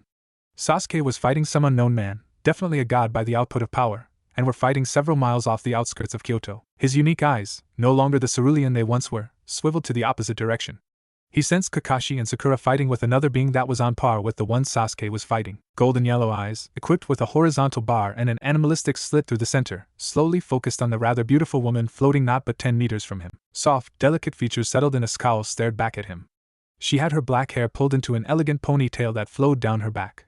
She wore a traditional Miko outfit with simple sandals held together by a thin piece of twine. On the woman's left hip was a beautiful ornate scabbard. Sheathed in said scabbard was a katana that practically reeked of divine essence. The most interesting thing about the woman was the unique-looking shield that floated behind her. It was no bigger than an ordinary plate that one would eat food off of. The side that Naruto could see glowed with an ethereal energy that he couldn't quite understand. Staring at the shield was like staring directly at the sun. Naruto was silent for a moment before feeling something prick his sixth sense. It wasn't necessarily bad but distracting, like someone trying to get his attention. Focus, Naruto. Kurama's deep voice reminded. We will deal with whatever that is later though. I have a feeling it will only cause problems at a later date. It feels ancient. Naruto mentally replied, eyes still staring at the powerful woman in front of him. But you're right. We can worry about it some other time. For now, let's focus on this woman. The blonde teen squared his shoulders before furrowing his eyebrows. Who are you? And why did you attack us? The regal-looking woman seemed to only get angrier. Her lips thinned in displeasure as her expression tightened. You dare tread upon the soil of my home again? The woman snarled angrily. I will send you to Yomi. Naruto's eyes widened as the woman's power skyrocketed. His senses screamed, and not a second later did he duck. Golden eyes blazed as he stared at the woman from his crouched position. His fist cracked out against her stomach, nearly folding her over it as he sent her careening through the sky, nearly crashing through a building due to the force of his attack. Hey! He snarled angrily. I don't want to fight you, but if have to, I will. Naruto stared down at the woman, watching as she slowly stood to her feet. Her gray eyes were a flurry of emotion before eventually going blank. The blonde teen had only a second to move as she appeared in front of him once again. Only this time, the woman's blade shined as bright as the sun, and when she swung, Naruto's eyes widened as the sky itself erupted into fire. White-hot flames emanated from the woman's blade, spanning out several kilometers in size. The flames only seemed to multiply as Naruto continued his hasty retreat. Son Goku! Naruto cried out. Yish! I am fired up! The Yambi roared out in response to Naruto. The blonde Jinchuriki skid to a stop in midair, as his arm became encased in pure lava before he reared the appendage back. Yotan, Kaijin Kazanryu no Jutsu, a dragon made of pure magma, molten rock and lava formed from his action. The giant construct of chakra was nearly the same size as Kurama as it emerged from the mountain of lava that Naruto produced. The beast roared loudly as its red eyes focused on the proverbial wall of flames heading towards its creator. The mighty dragon unfurled its massive wings and roared once more. It immediately charged into the sea of flames, engulfing it whole before exploding. An incredibly powerful shockwave detonated through the heavens as the jutsu swallowed the divine flames whole. You Naruto heard the woman speak softly. Who are you, child? Her tone lacked much of the anger it once previously held, but there were still tinges of it. Naruto shook his left arm, ridding it of the lava that had previously encased it. My name is Naruto Uzumaki. His body became engulfed in a cloak of golden chakra, unique designs appearing on his torso and arms. 7 pitch black orbs formed behind him and began to spin in a hypnotic fashion. One of the orbs left its formation and formed into a thin staff. The blonde teen grabbed the Gudadama and twirled it before resting it against his shoulder. The real question here is, who are you? Golden, slitted eyes hardened as Naruto pinned the powerful woman with a glare. You just attacked my friends and we haven't done anything to warrant such actions. The woman's eyes narrowed dangerously as she slowly floated back into the sky, her unique floating shields spinning. Who am I? She replied angrily. I am Amaterasu Amakami, leader of the Shinto pantheon, protector of Japan and all its inhabitants. The woman gripped her blade with white knuckles as she spoke once more. You dare attack my home not once, but twice? And then have the gall to question me? Amaterasu's entire being seemed to just shine. Power radiated from every single one of her pores as she reared her arm back to swing her blade. You will suffer for your transgressions against my home. Before Amaterasu could swing her blade, an indescribable amount of pain erupted from her stomach. Spittle launched from her mouth, and then her world flipped upside down. She blinked once before pain struck her body once more. Her vision went white and the feeling of weightlessness washed over her. A bright light imploded on her being, racking her body. Her eyes rang and her head hurt, and then she did something that she regretted. Amaterasu opened her eyes. Pain, pain, pain, pain, pain. Make it stop thirts. She cried out loudly as a searing pain flashed across her belly, spreading out to every inch of her body. It felt like hundreds of thousands of needles were ripping and tearing her very being apart. The pain continued for what felt like millennia as her stomach was practically grinded away by the unseen assault on her body. What is this? This pain. Make it stop. Stop it. The goddess had only half a second to comprehend what was happening before her vision went black. Naruto caught the woman's body before it could fall to the earth, frown marring his face. He stared down at the god for a moment before he glanced towards the wound he caused. His raisin shuriken had done quite the number on her. Angry scorch marks marred her torso and stomach, blood seeping through her beautiful Miko outfit. Naruto sighed quietly before hefting the woman with his single arm. It was getting really annoying only having one arm. Without a second thought, his right arm seemed to materialize from thin air. Bone came first. Then followed muscle.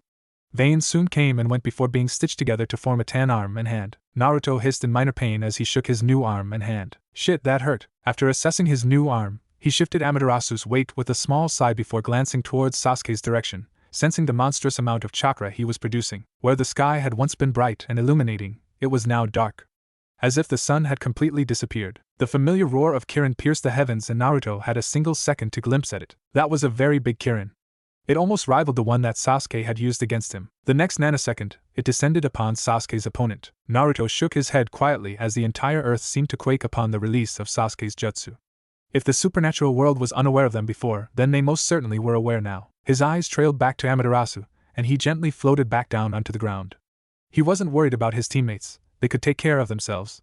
They were strong. When Naruto's feet touched down upon Kyoto, he gently laid Amaterasu on the ground, ignoring the yokai who had hidden and fled to safety when the fighting broke out. He could sense the dozen or so yokai that were watching his actions, and he paid it little mind. He very much doubted that they would attack him. They clearly recognized their goddess, but they also were aware of the difference of power. Amaterasu had clearly mistaken Team 7 for something else. It was the only explanation as to why she had chosen to attack first. This was Team 7's first time ever stepping foot in Kyoto. How would they have done it before? It just wasn't logical or accurate. Had Yasaka been attacked by powerful humans recently? Possibly. That or the unknown humans had attacked the gods themselves, which would have been incredibly brazen of them. Naruto wasn't arrogant, far from it, but he was well aware of how strong he truly was. He could do so much with the power he held. But his own morals and heart stayed his hand. He would always use this power to benefit others. Absolute power corrupts absolutely. He was well aware of this. Too many individuals from his home had saw themselves as some sort of god. Nagato, Madara, Obito, Kaguya. Naruto swore to himself that he'd never be like them. He'd never let his power taint his thoughts and actions. Never. With those thoughts, Naruto placed his new hand on Amaterasu's stomach. The angry burn marks his raisin shuriken produced began to slowly disappear from her stomach. Her expression tapered off into a pleased one, and she seemed to almost lean into him. The Jinchuriki sighed quietly before his head turned towards Sakura and Kakashi's direction. He furrowed his brows for a moment before sensing the god they were fighting heading towards his direction. Kakashi and Sakura were fine, though a bit tired. It was to be expected, really. They were fighting a real god after all. And while they were powerful, it'd be more a struggle to beat him. One raisin shuriken? Naruto acknowledged his best friend's statement before slowly standing to his feet, hoisting Amaterasu up as he did so. He then positioned the woman's unconscious body on his back. I didn't want to take any chances, he finally replied, turning to Sasuke as he did so. She was powering up to release something. I didn't want her unleashing it. When he finally turned around, he took in Sasuke's appearance, and raised a single eyebrow. Other than the slight singes on his body, he was relatively fine. And who's your new friend? He asked with an amused grin. The Uchiha rolled his eyes as he adjusted Susanoo's body on his shoulder. The man's body was slightly charred and several spots on his clothes had been burned black.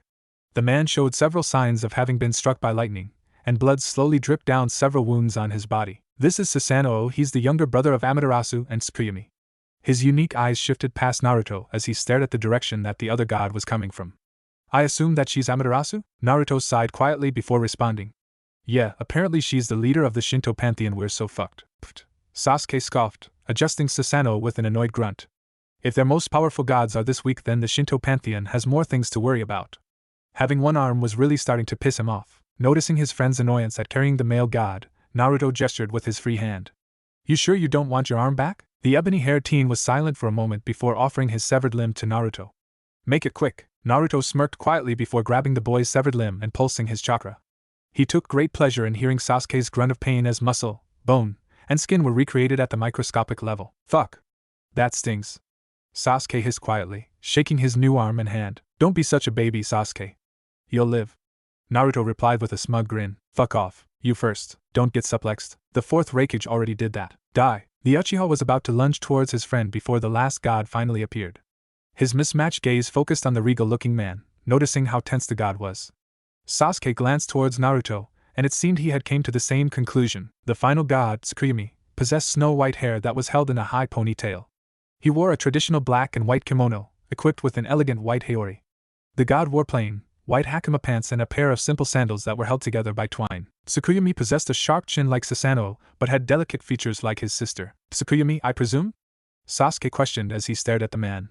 He idly shifted the god atop his shoulder before sensing Kakashi and Sakura making their way towards their position. The white-haired god stared at Sasuke for a moment before dipping his head once.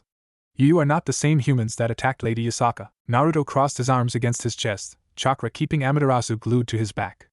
Kyoto had already been attacked previously? The god nodded once. Then why attack us? The blonde questioned in confusion. Judging by the state of yourself and my teammates, you barely fought. Tsukuyomi relaxed, if only slightly, and dipped his head.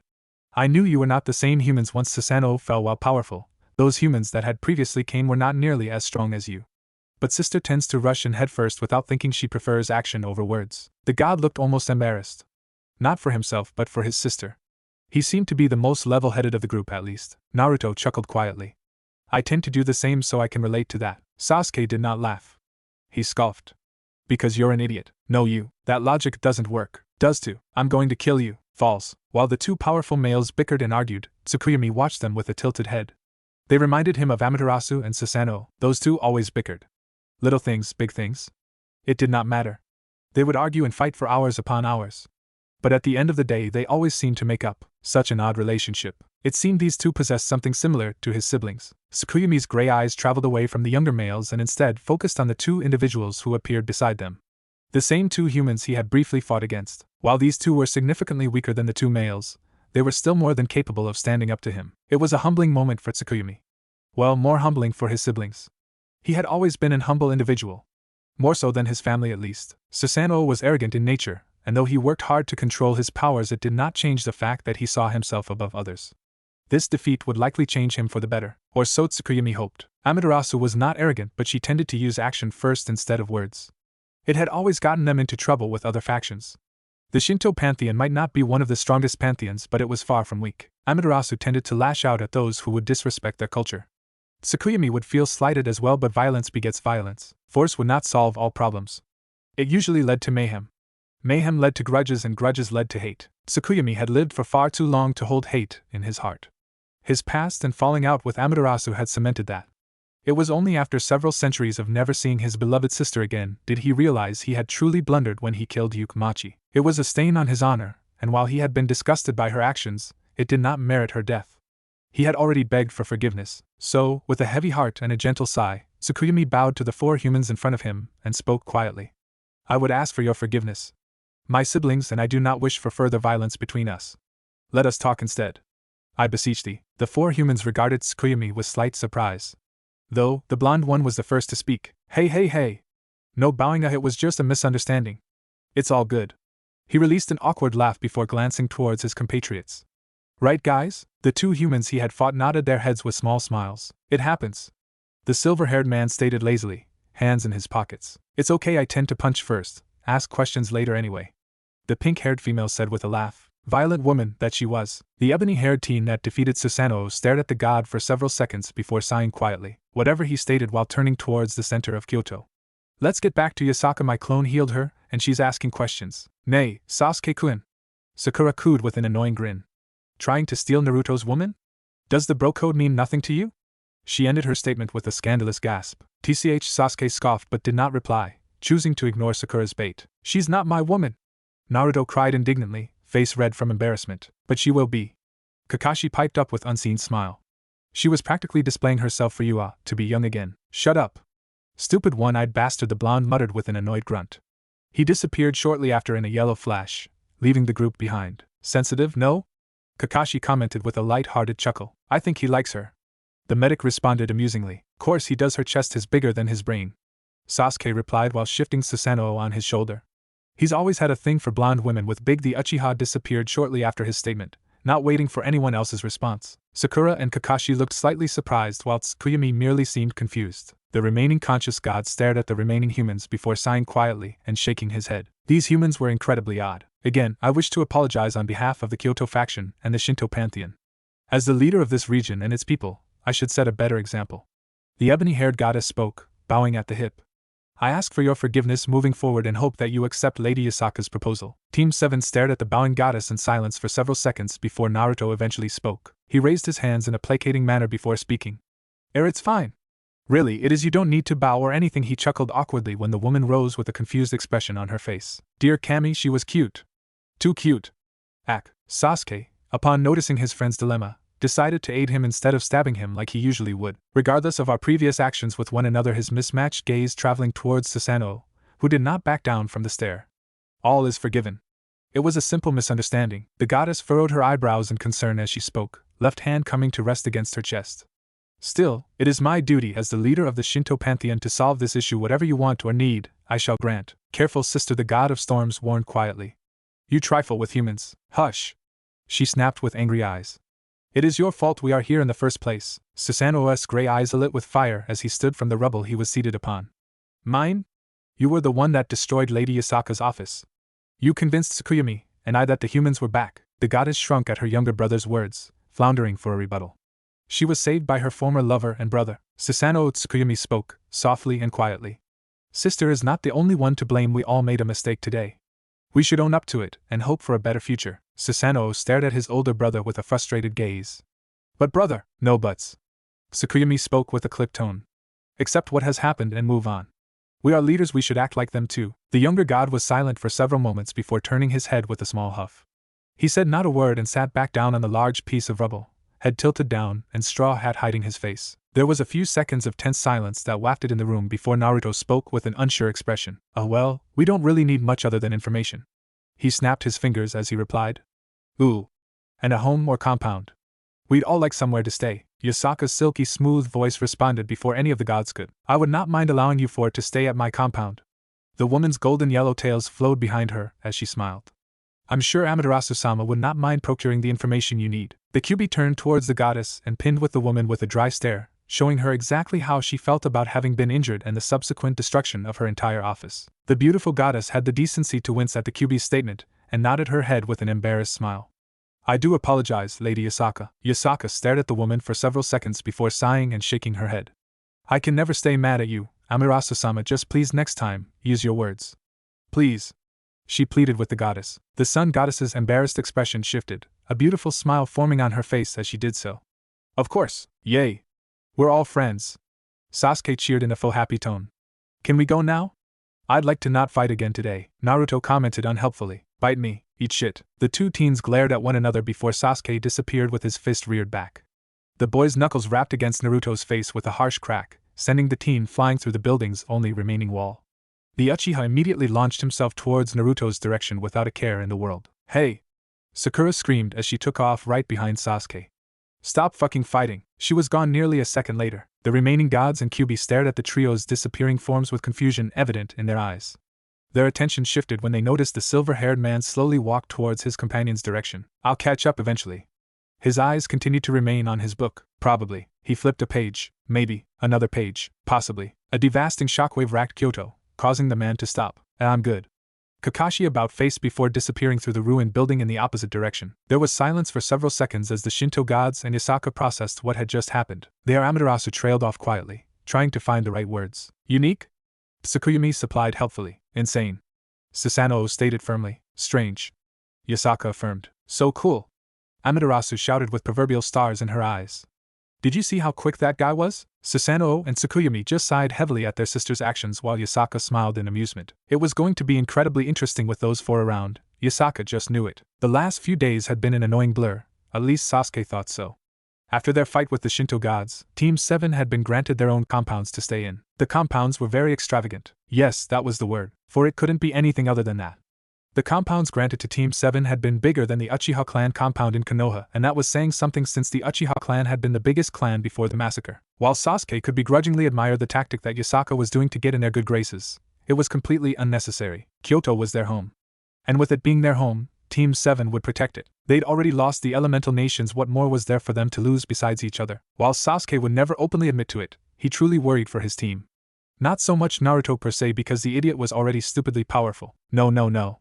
Sasuke worried for Kakashi and Sakura. He'd never say it obviously.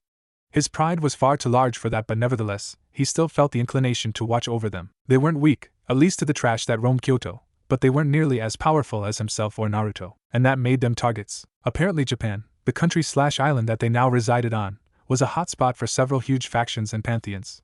One of those factions being the biblical one, or as Sasuke preferred to call them, the hypocrites, because that's all the biblical faction consisted of. Devils, angels, and fallen angels, hypocrites to a degree that would make Madara and Obito green with envy. Whereas Madara and Obito wished for some measure of peace through the Mugen Tsukuyomi, still hypocritical regardless, the angels preached of kindness and acceptance but could barely accept their own sins, for how could one criticize and belittle those who possessed differing beliefs and demonize those who chose not to align with your own views? The devils were even worse. They were nothing but filth and trash. Greedy souls who believed that power and status triumphed over all. The creatures believed that anything they wished for or wanted was their rightful privilege. It left a bitter taste in Sasuke's mouth when thinking of the devils. It reminded him too much of the boy he had been before the war, believing he was owed everything just because he was more talented than others. Felt that his grief and suffering was more than others. He hated the devils and he had yet to even meet one.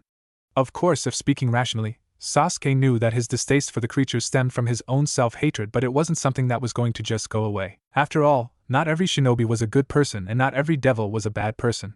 The same applied for the angels that called heaven their home and for the fallen angels that called the underworld their home alongside the devils. Sasuke himself would be a hypocrite if he didn't acknowledge the fact that not every yokai was a saint either. Being biased would get him nowhere, and he had come to accept this from his time with Orochimaru. Some individuals did not deserve sympathy in this world regardless of race and belief. Men and women who would sacrifice others and sodomize their own people was a monster that needed to be put down. Men get treated as men and dogs get put down. An eye for an eye was an analogy that Sasuke wholeheartedly believed in. He, now at least, would give his life if it would erase all the sins he had committed in the elemental nations. But life stopped for no one, and it wouldn't any time soon. Sasuke-sama? The ebony-haired Avenger would have rolled his eyes had they not been closed. Why did the servants address him with that honorific? He had done nothing to deserve it. Slowly rising from his kneeled position on the floor, Sasuke turned towards the entrance of his room, spotting a random servant under Yasaka's command. The servant was silent for but a moment before speaking, avoiding eye contact. "A Lady Yasaka calls for you. I was sent to inform and retrieve you," the woman exhaled quietly, glad that she had only stuttered once this time rather than the 8 times when she had first met him. Sasuke stared at the woman for a moment before glancing towards the picture that sat on the table in front of him. "Did Yasaka inform you on why exactly she wished to see me?" His mismatched orbs trailed along the old and worn picture, noticing its crinkled and slightly torn edges. The old photo was framed in a slightly sloppy manner, and was several times smaller than the frame it was in. The woman cleared her throat quietly before replying quietly. "She did not, Sasuke-sama." Her vibrant orbs fell to her feet as silence met her statement. The Avenger let the silence carry on for several long seconds before slowly turning his head towards the woman. "Wait outside." Having said his piece, Sasuke turned his head away from the woman. Not a moment later did the woman offer a nod, which went unseen, before closing the door to the room. The ebony-haired teen fixated his attention back on the framed photo, and withheld a quiet sigh. He slowly approached the photo before picking it up, and placing it back on the table, hiding the old image of his mother. It was the only photo he possessed of his clan. There were plenty more, but he had chosen to leave them behind in the Uchiha compound.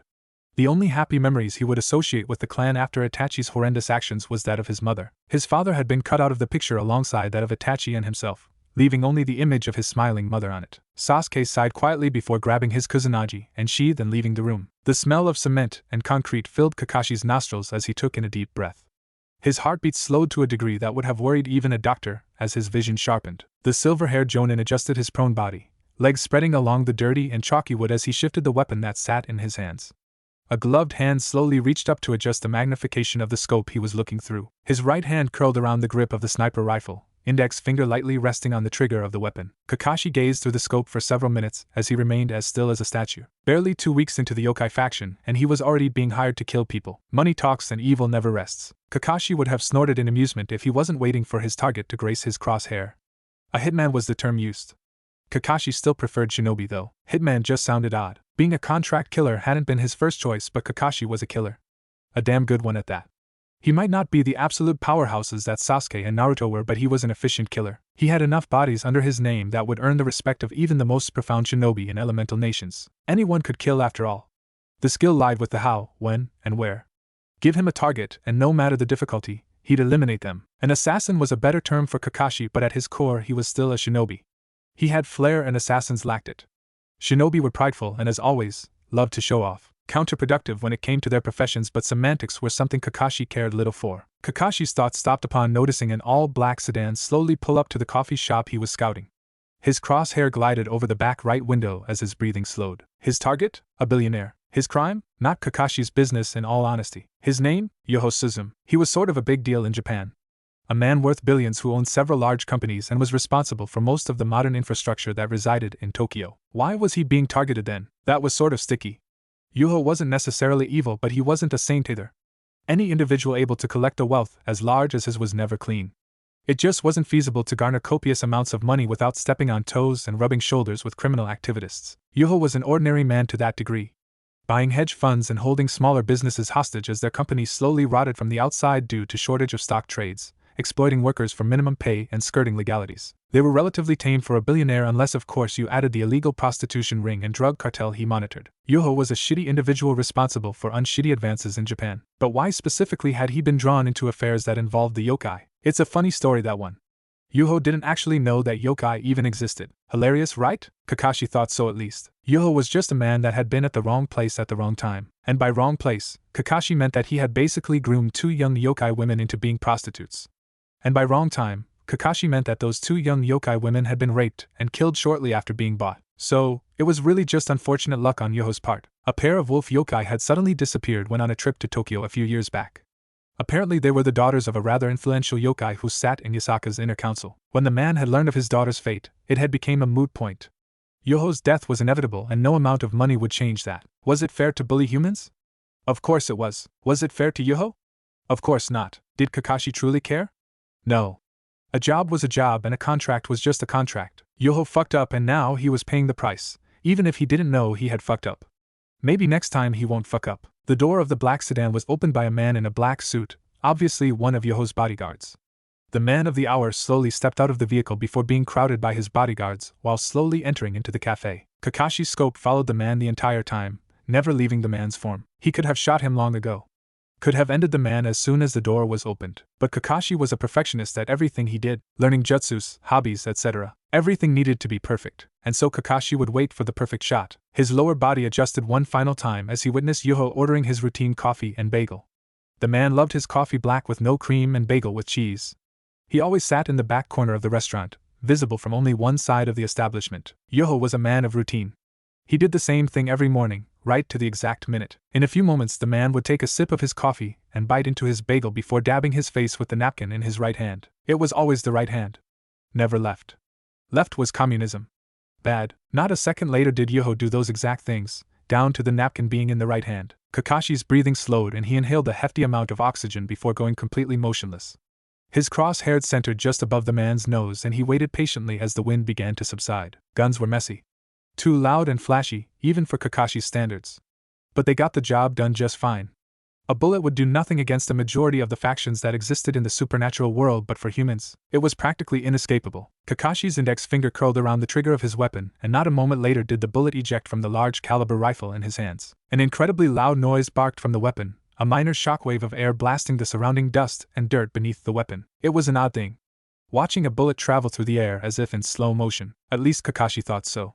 He could actually outrun the damn thing and place his kunai right between the man's brain faster than the bullet from the sniper. But of course, he had to make it look like an assassination. Wouldn't do the yokai good if humans somehow caught wind of supernatural beings. No good at all. Microseconds later Yoho's head practically exploded, painting the wall behind him in brain matter and blood. Panic cries and movement began to spread throughout the establishment. Kakashi relinquished his grip on the weapon and disappeared from his sniper nest, leaving no evidence of his existence. Kakashi reappeared in the safe house designated by Lady Yasaka a few moments later. With his job done, he had nothing to do. The man pulled out his hentai manga and was moments away from sitting down in the old and dusty safe house before pausing for the briefest moments. Kakashi-sama. The jonin resisted the urge to sigh and paused midway in his movements to sit down. His charcoal eyes slowly trailed to the yokai that rested in the corner of the room. Her stealth skills were actually incredibly commendable, and silently raised an eyebrow. The woman slowly stepped out of the shadows after being silently addressed before speaking. Apologies, Kakashi-sama, but Lady Yasaka has asked that you immediately return to Kyoto upon completion of your assassination. She bowed a moment later, revealing the scaled tail that rested near her lower back. Kakashi sighed quietly before slowly putting his book back into his jacket pocket and replying. Is there a reason? I was under the assumption that I'd get to rest before returning. He didn't have anything against Yasaka or anything, but he was just curious. The woman herself had sanctioned his mission and debriefed him on who the man was. Perhaps she needed him for another contract? The reptilian yokai bowed her head briefly before responding in a respectful tone. Lady Yasaka has another mission for you. I was graced with the briefest amounts of information regarding the task and was only told that you would be accompanying Sasuke-sama. Brow raised and interest piqued, Kakashi responded. All the more interesting then. He lazily held his hand towards the woman before speaking once more. Shall we, Malachite? The young woman smiled in amusement before grasping the man's hand. Thank you, Kakashi-sama. They disappeared not a second later, leaving the safe house abandoned. Sasuke strapped his blade and sheath behind him before staring at himself in the mirror. Gone was the old uniform and open-collared vest he previously wore. In its place was an unbuttoned black shirt with a pocket on his left breast. He wore a black shirt underneath that with gray form-fitting pants and black boots. Around his neck was a gold chain with the crest of the Uchiha clan as a medallion. Staring at his reflection, Sasuke couldn't help but frown. He felt weird in these more modern clothes. His open-toed sandals were the hardest thing to really get used to since he had never worn actual shoes outside of slippers when he was a kid. He didn't necessarily hate how he looked, but it would just take time, at least he hoped so. The rest of Team 7 had taken their change of fashion rather easily, with the only complaints coming from Naruto, who wanted to wear his mesh armor underneath his clothing. Other than that, everyone handled it fine. Perhaps he was the one just making a big deal out of nothing. Staring at his reflection in the mirror one last time, Sasuke sighed before reaching up to the collars of his shirt and popping them up, reminiscent to all the other high-collared shirts he wore in the elemental nations. Always pop the collar. Sasuke left his room after that, giving a single nod to the servant awaiting outside. Without another word spoken, the pair traveled through the hallways of the compound to Yasaka's office. Several minutes passed by in silence before the pair rounded a corner that had Sasuke coning to an abrupt stop, almost causing the servant to collide with his back. Not a moment later did Sakura round the corner at a rather brisk pace, carrying what seemed to be at least 15 manila folders and documents. Sakura came to a stop upon noticing Sasuke and gave the teen a smile with a small wave, adjusting the folders in her offhand. Sasuke, what are you doing? She asked, emerald eyes burning curiously, no doubt noticing the servant with him. Sasuke did not answer immediately as his eyes roamed down her body, noticing her wardrobe. Sakura's hair flowed down past her neck, no longer being held up by her Konoha headband. She wore a long-sleeved, light pink sweater that was cut off just a few inches past her that showed off her toned stomach. A pair of jet black yoga pants hugged her legs nicely with a pair of white sneakers upon her feet. Her outfit suited her. She looked good. He meant that honestly. Dragging his gaze back to the woman, he offered a small shrug. Yasaka wants to see me. I don't know what for. Sakura shifted her weight on her right leg, hip cocking outwards accentuating her curves. Ah. Well, whatever it is, good luck. She offered him a small smile before smiling at the servant accompanying Sasuke. Hello to you as well, Suzu. The yokai offered the pink-haired teen a smile while bowing. Greetings to you as well, Sakura-sama. Now. Sakura chided playfully. None of that. Suzu did not respond and only offered the woman another smile and bow. Sakura, in return, just huffed quietly with a playful roll of the eyes. Anywho, good luck on whatever it is you're doing, Sasuke. She adjusted the folders in her hands before continuing. Medical personnel files and whatnot. Kami, I'm going to go crazy, see you around, Sasuke. She bounded off immediately afterwards with a small sway of the hips, humming quietly as she did so. Sasuke's eyes trailed after her the entire time, watching until she rounded the corner. He stared at the spot for several seconds before sighing quietly and turning around and moving towards Yasaka's office. Upon rounding the last hallway, he noticed that Kakashi was standing just a few feet from the door as well. The man was reading his manga with a disinterested expression on his face. The Jonin's old Konoha uniform was replaced by a black long-sleeved button-up dress shirt. He wore a pair of black dress shoes coupled with black slacks and suspenders that binded the weapons he used on his contracts and missions. He no longer wore his old neck and face covering and instead had opted to use a black surgical mask. Naruto had said that Kakashi looked spiffy in his outfit. Sasuke would agree to some extent. The man was dressed sharply, that was for sure. The Avenger slowly made his way to Kakashi before stopping just out of the man's reach. No words were said for a few moments, as both men chose to remain silent. Both servants bowed before slowly blinding down the hall and disappearing around the corner that Sasuke previously emerged from. Slapping his manga closed, Kakashi offered an eye smile to his former student. "Shall we?" The Uchiha did not verbally respond but offered a brief nod of the head. A moment later did the teen open the door to Yasaka's office. Sasuke and Kakashi were greeted with relative silence as they both entered the room, all talking coming to a halt as the door closed behind them. The duo were actually surprised that the room was filled with Yasaka's inner council. They usually weren't summoned unless Yasaka herself had something incredibly important to say or do. Sasuke shifted quietly with Kakashi slouching for the briefest of moments. It was not meant to be a gesture of disrespect, but Yasaka's council did not truly know them, and to them, it was seen as anything but disrespectful. Yasaka, however, didn't seem to mind or care. "Kakashi." "Sasuke." Yasaka greeted with a small smile. Her amber orbs shifted between the two men for but a moment before settling in Kakashi. "I take it that the mission was successful?" Kakashi smiled beneath his surgical mask before answering.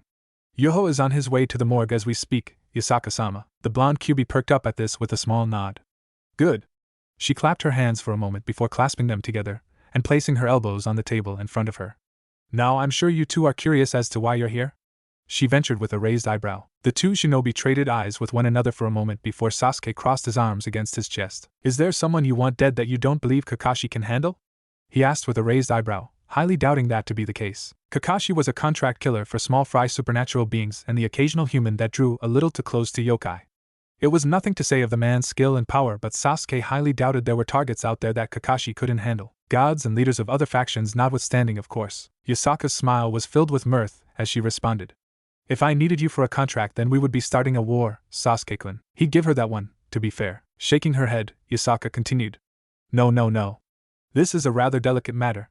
One that the yokai faction should have done more for had we possessed the resources we do now." There was a brief moment of silence that settled in the room as Kakashi and Sasuke traded a brief glance. "Would this by any chance be about the rogue devil yokai?"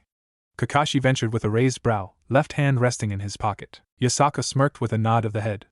"Your abilities to decipher my words in an instant is quite terrifying." Sasuke shrugged indifferently as he responded lazily.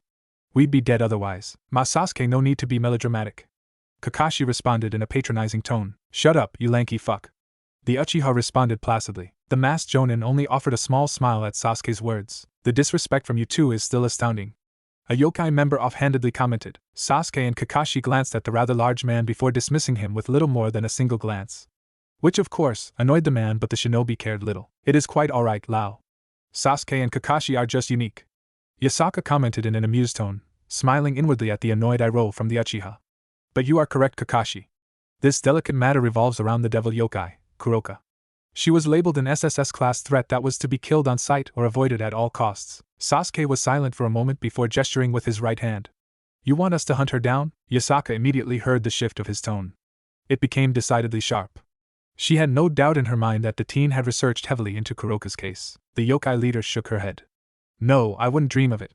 Kuroka is a powerful yokai in her own right, and hunting one of our own for the crimes of that devil is beneath us." "Then what is it?" Kakashi asked curiously. Yasaka covered her mouth with her clenched hands before speaking quietly.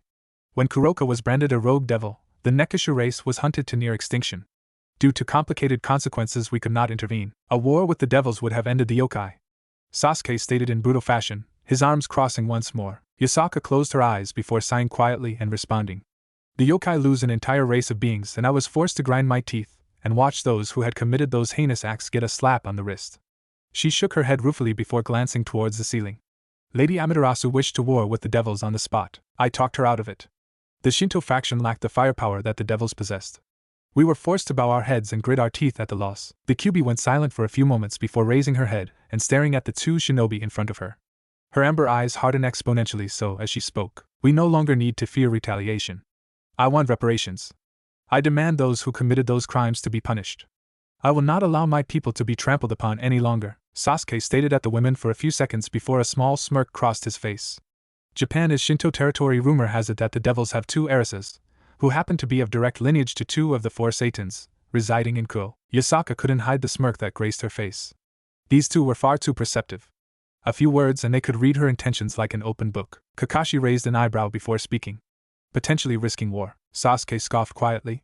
"If we wanted them dead, they'd already be dead." The masked jonin nodded his head before stroking his chin. "There is that. I reckon you want us to pressure the heiresses, yes?" Kakashi ventured quietly. When no one corrected him, he continued. As long as those two heiresses reside in Ko, then they are bargaining chips. The Uchiha scoffed in disdain. The devils are arrogant to think they'd never be capitalized on. There were several murmurs that broke out amongst the yokai members in the room. Statements that supported the actions and others that believed it was too aggressive. The talking went on for several minutes as the yokai members bickered with another. It was then eventually silenced as Yasaka rose her hand, gesturing for everyone to stop talking. The Shinto faction has remained passive for long enough. I have Lady Amaterasu's blessing. There was a tense silence in the room for several long seconds before it was broken by Sasuke. What exactly do you want us to do in Ko? Yasaka's smile was positively devious. Yasaka hummed quietly to herself as she lazily spun in her reclining chair. Sasuke and Kakashi had left a few hours ago, heading directly to Ko. She had already sent a messenger to Ko several hours earlier to the heiresses stating that two representatives of the yokai faction would be speaking with them. She received no word back from the heiresses, but it mattered little. Sasuke and Kakashi had their mission, and she highly doubted that they'd come back empty-handed. Her council had left only a few minutes ago, and their distrust and dislike of the otherworldly shinobi, while understandable, was annoying. These four chakra-wielding humans were a boon. There were few in her inner circle who actually didn't mind the presence of Team 7 and the shift in power they presented, but they were clearly outnumbered. But at the end of the day, she was the leader of the yokai, and she vouched for them. It also helped that a majority of the Shinto kami had vouched for Team 7 as well. Praise Amaterasu. Yasaka's thoughts were interrupted as a series of knocks resounded from the doors of her office. She placed her elbow on the table before propping her head on her clenched fist. Come in. The doors slowly opened afterwards and revealed it to be Naruto. The blonde-haired Jinchuriki grinned and rose his hand while greeting boisterously. Yasaka-chan. The woman's smile softened as her amber eyes roamed along Naruto's form. The entirety of Team 7 had their wardrobes overhauled, and she had to admit, they all looked rather nice.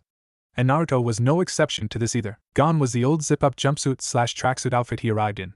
The teen now wore an orange and black pullover hoodie with two specific designs on it.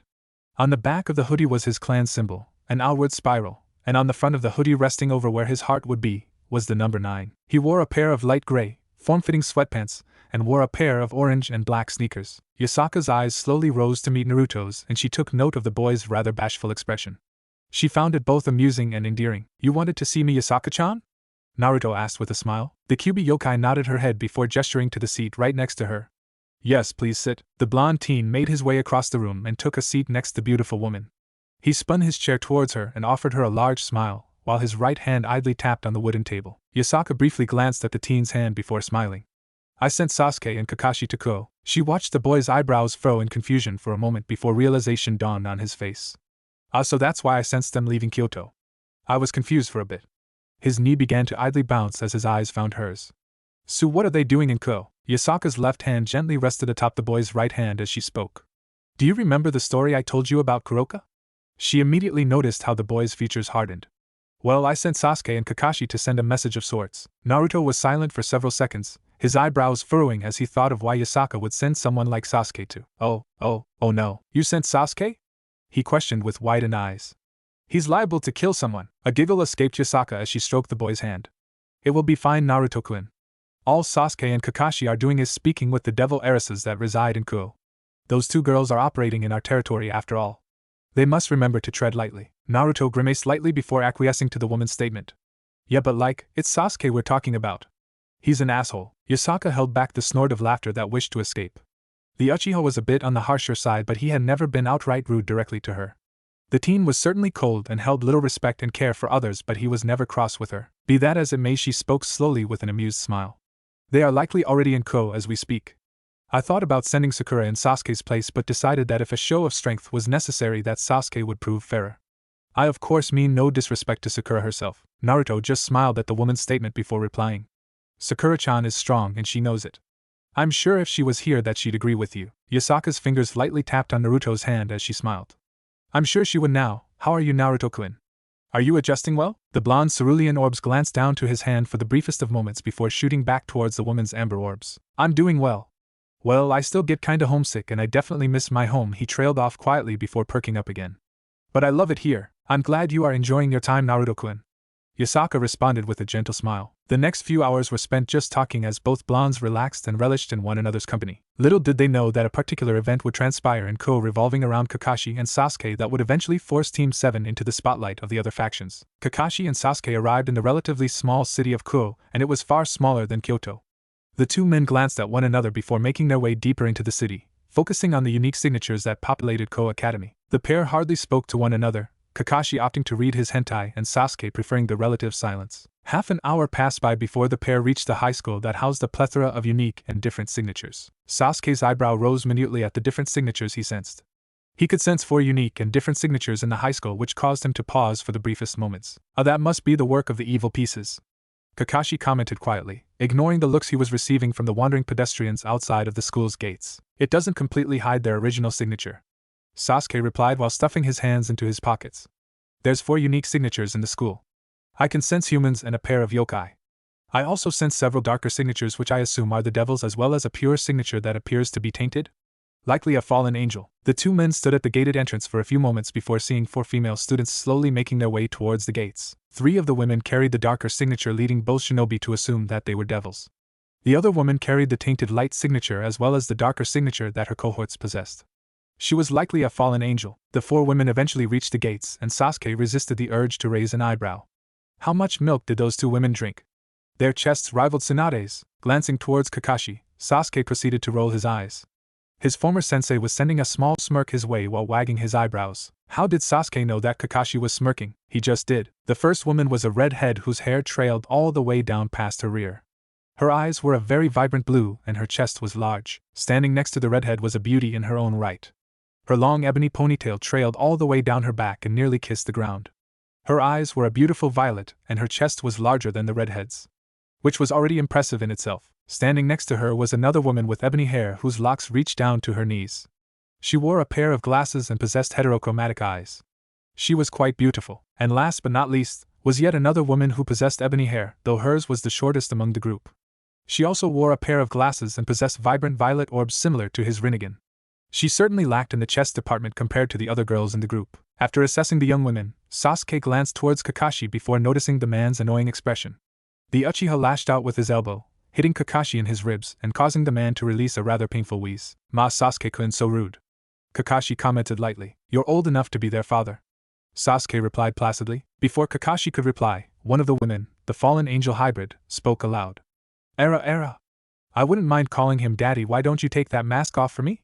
The girl proceeded to wink afterwards, her attention directed only on Kakashi. A small smile graced Kakashi's face, which was hidden by his surgical mask, as he responded. "I don't think that'd be legal, MS?"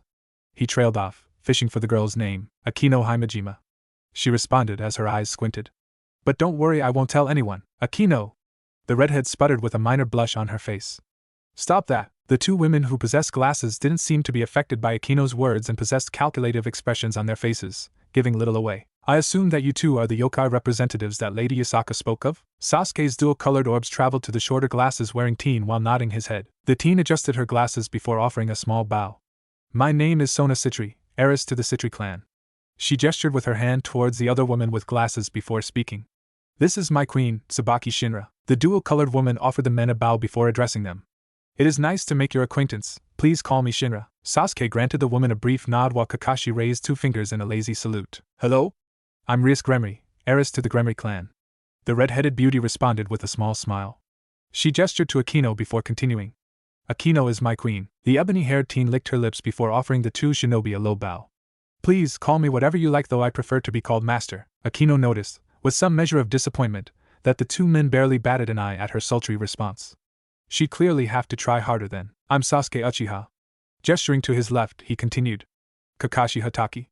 The lanky man offered the teens a lazy salute coupled with an eye smile. "We are here to speak on behalf of Yasaka regarding certain issues in Japan." Sasuke finished with a blank stare. Sona and her queen's eyes seemed to sharpen at the statement, while Rias seemed to be slightly confused. Sasuke mentally shook his head at the girl's confusion. Little girl. She clearly wasn't suited to lead. "Are you able to speak now, or will we be forced to wait?" Sasuke none too subtly commented, eyes staring ahead at the school for a moment before returning to Sona, who he had already deemed as the more intelligent individual of the group. The shorter girl adjusted her glasses for a moment before glancing towards Rias, who seemed to be slightly offended at Sasuke's rather direct and blunt demeanor. "If it is all right with both of you, then I can have Tsubaki allow you to rest in the school council office while we finish up our classes. That is, if you are willing to wait." Sona responded with one arm beneath her while her other hand gently gripped her glasses. Sona watched as the 2 men shared a brief glance, seemingly speaking without verbally doing so. The 2 were quiet for a moment before the taller man offered his partner an eye smile. They seemed to come to a decision almost immediately afterwards as the younger male directed his gaze back to her. "That is suitable. he responded with a simple nod. Sona nodded her head before gesturing for Tsubaki to open the gates.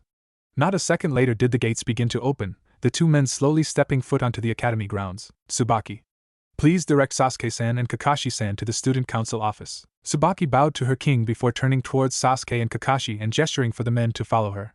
The two shinobi followed without hesitation, slowly disappearing into the school behind Tsubaki. They're strong, Sona commented with furrowed eyebrows. You sensed it too? Rias questioned while glancing towards her friend. The Citri heiress adjusted her glasses as she responded. They reminded me of Serorg. They're dangerous. Era more reason to watch them, no? Akino stated in an amused fashion. The redhead hummed quietly as she played with a strand of her long hair. Interesting. The Citri heiress could easily see the greed that shone brightly in Rias' eyes. She wanted them in her peerage. It was highly unlikely that they'd reincarnate, but what was odd was the feeling she got from them. They were human, not yokai. It was strange because she could sense the bountiful amount of chakra that coursed through their veins. While they were clearly suppressing most of it, she could tell that they possessed an egregious amount of it. Humans with chakra? Interesting indeed. A pair of golden orbs shone with curiosity as Sasuke and Kakashi disappeared into Ku Academy. Humans with chakra, how interesting. Naya, those two men were powerful. Even more so than she. Their chakra eclipsed even hers, and she was absolutely certain that it eclipsed Yasaka's as well. How had Yasaka found them? Now that she thought about it, Ophis had spoken with her briefly about being in contact with 4 incredibly powerful humans who could wield chakra. Ophis had never given a direct answer as to where they were or what they looked like or even their names, but she had confirmed that they were in Japan. A large smile formed on Kuroka's face as she stared at the school. Things were getting interesting. Vali did say he was itching to fight some strong people. Maybe she could convince him to come to Ku. Sasuke and Kakashi entered the office, noticing the handful of students in the room with them. All of them were devils and were likely a part of Sona's peerage. Tsubaki guided the shinobi towards the large round table in the center of the room before gesturing for them to sit. Please make yourselves comfortable. School does get out for another hour or so. If you need anything, please let Momo know. She gestured towards the white-haired teen who responded with a nod of the head. Thank you for your hospitality. Kakashi responded with an eye smile. Tsubaki said nothing in response but offered the men a low bow before leaving the office. Glancing around the room, Sasuke eyed each of the members of Sona's peerage, and outside of the male who was glaring at him, they seemed normal enough. The Uchiha turned his attention on his former sensei before resting his head atop his fist. We were being watched outside. Kakashi glanced towards his former student before leaning back in his chair, not caring about the fact that Sona's peerage was listening in on their conversation. Kakashi hummed quietly, fishing his hentai manga out of his pockets. I sensed her the moment we arrived in Ku. She's quite strong. The Uchiha closed his eyes before replying. You believe it's Kuroka? The shinobi ignored the quiet gasps that were released from Sona's peerage. Hard to say honestly. But she felt like a normal yokai on top of the devil's signature she gave off. I believe it's Kuroka. Sasuke was silent for a moment before replying. Should we approach her? Kakashi turned a page in his manga, briefly reading over the dialogue and erotic scenes before replying. We might spook her, who knows? We should wait and see if she'll come to us. She's definitely curious. The shinobi stopped talking with one another and went silent, not caring of the fact that one of Sona's peerage members rushed out of the room, most likely informing the woman of what they heard. Brash decision, but it wasn't their business.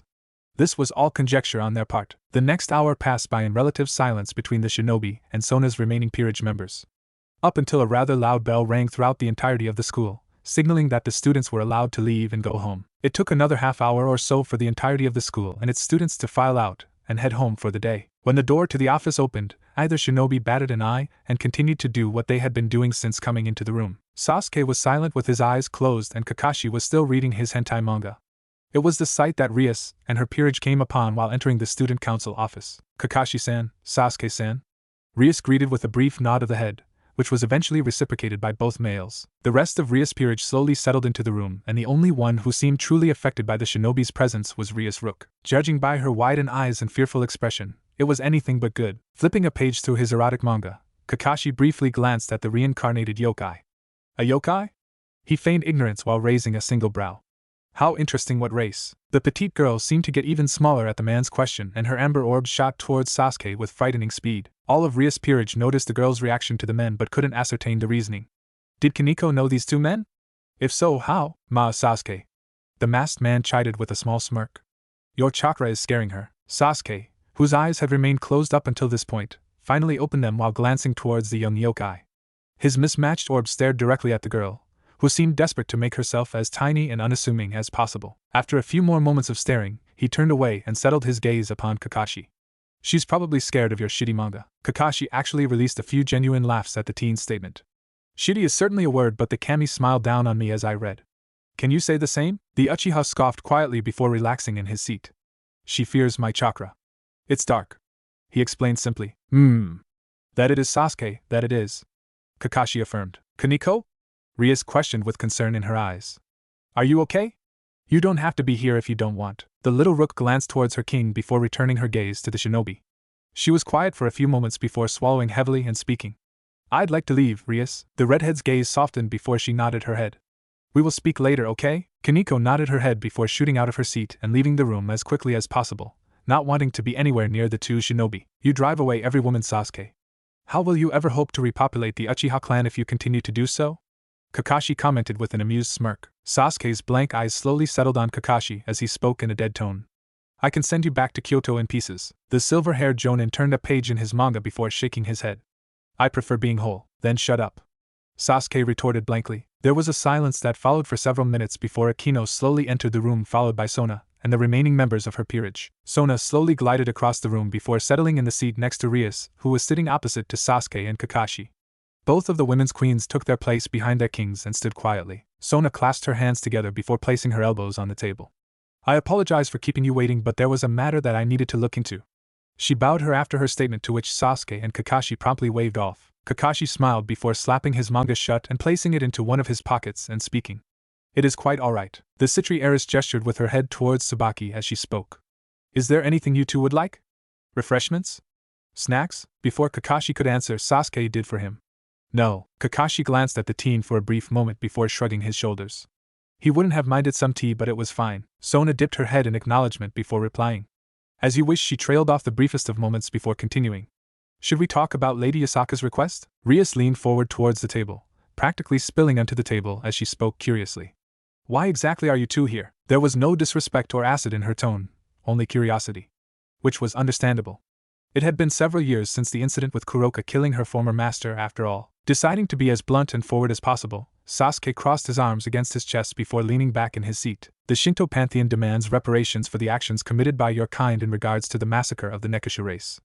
Failure to do so will result in immediate retaliation by order of the Amikami herself, Amaterasu. The silence that settled in the room after Sasuke's statement was a heavy one.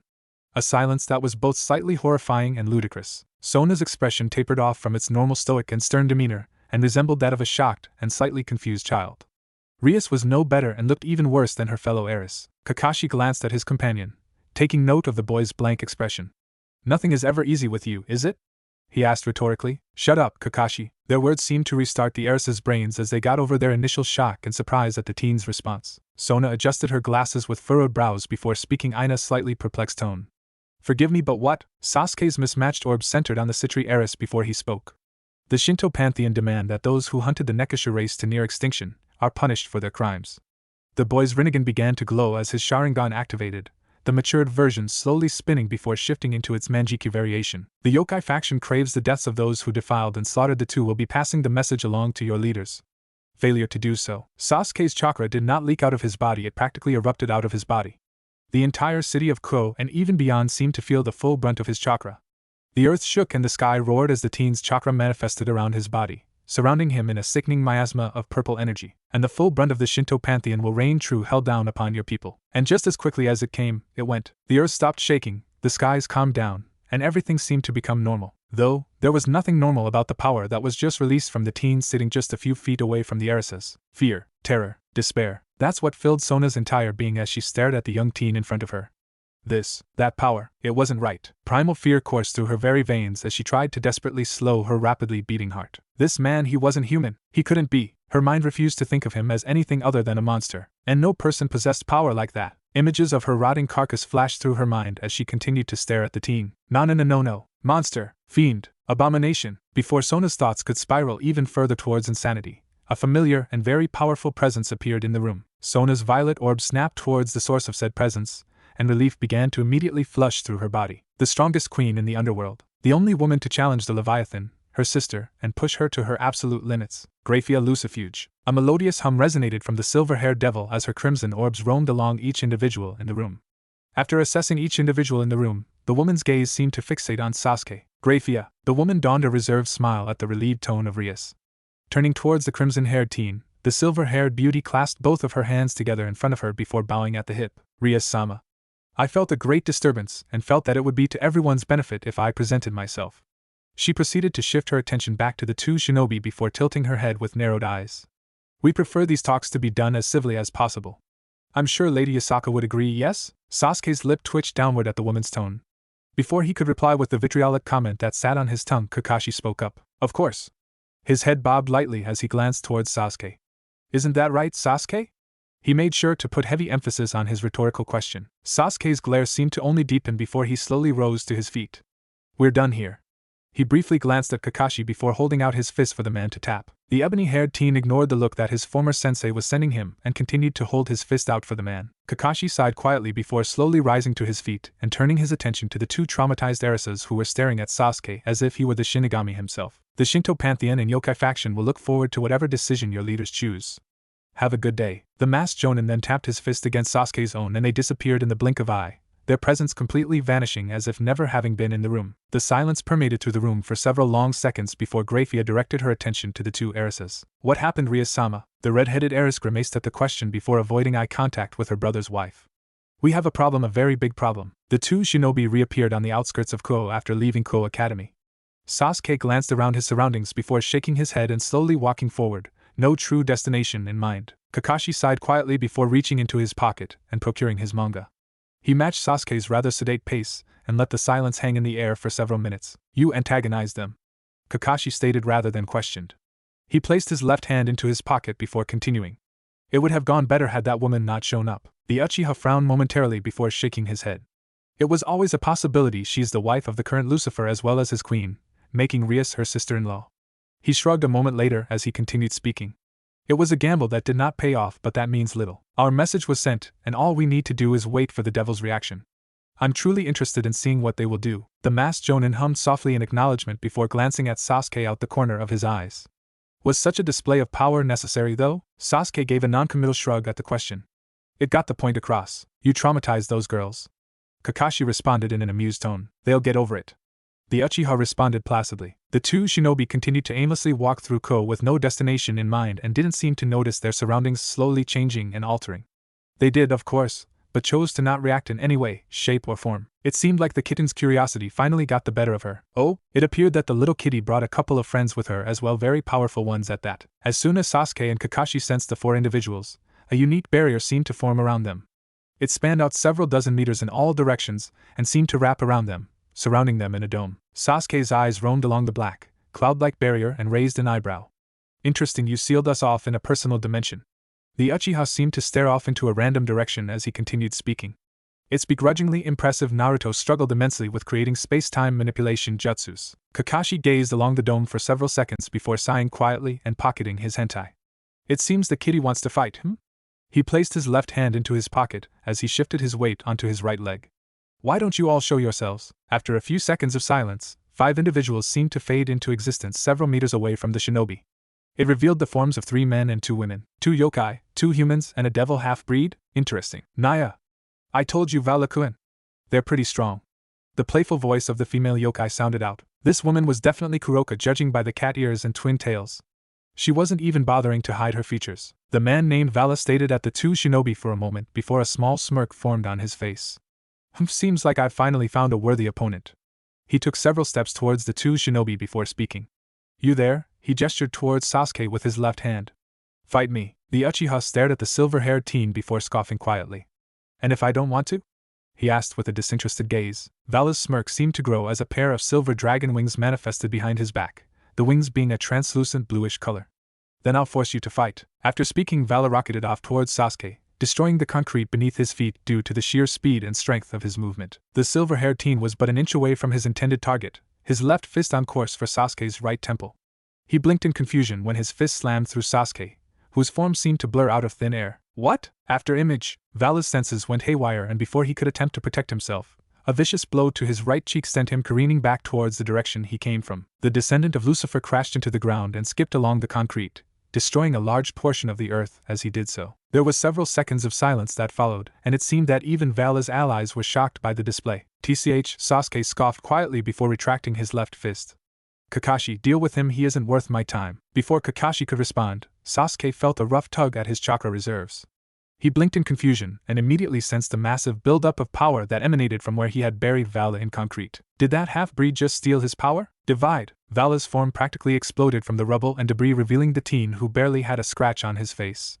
His translucent wings were now shining as bright as the sun, Sasuke's power coursing through the wings and enhancing Vala's own strength. Oh, that is going to be annoying to deal with, Kakashi commented with a serious expression.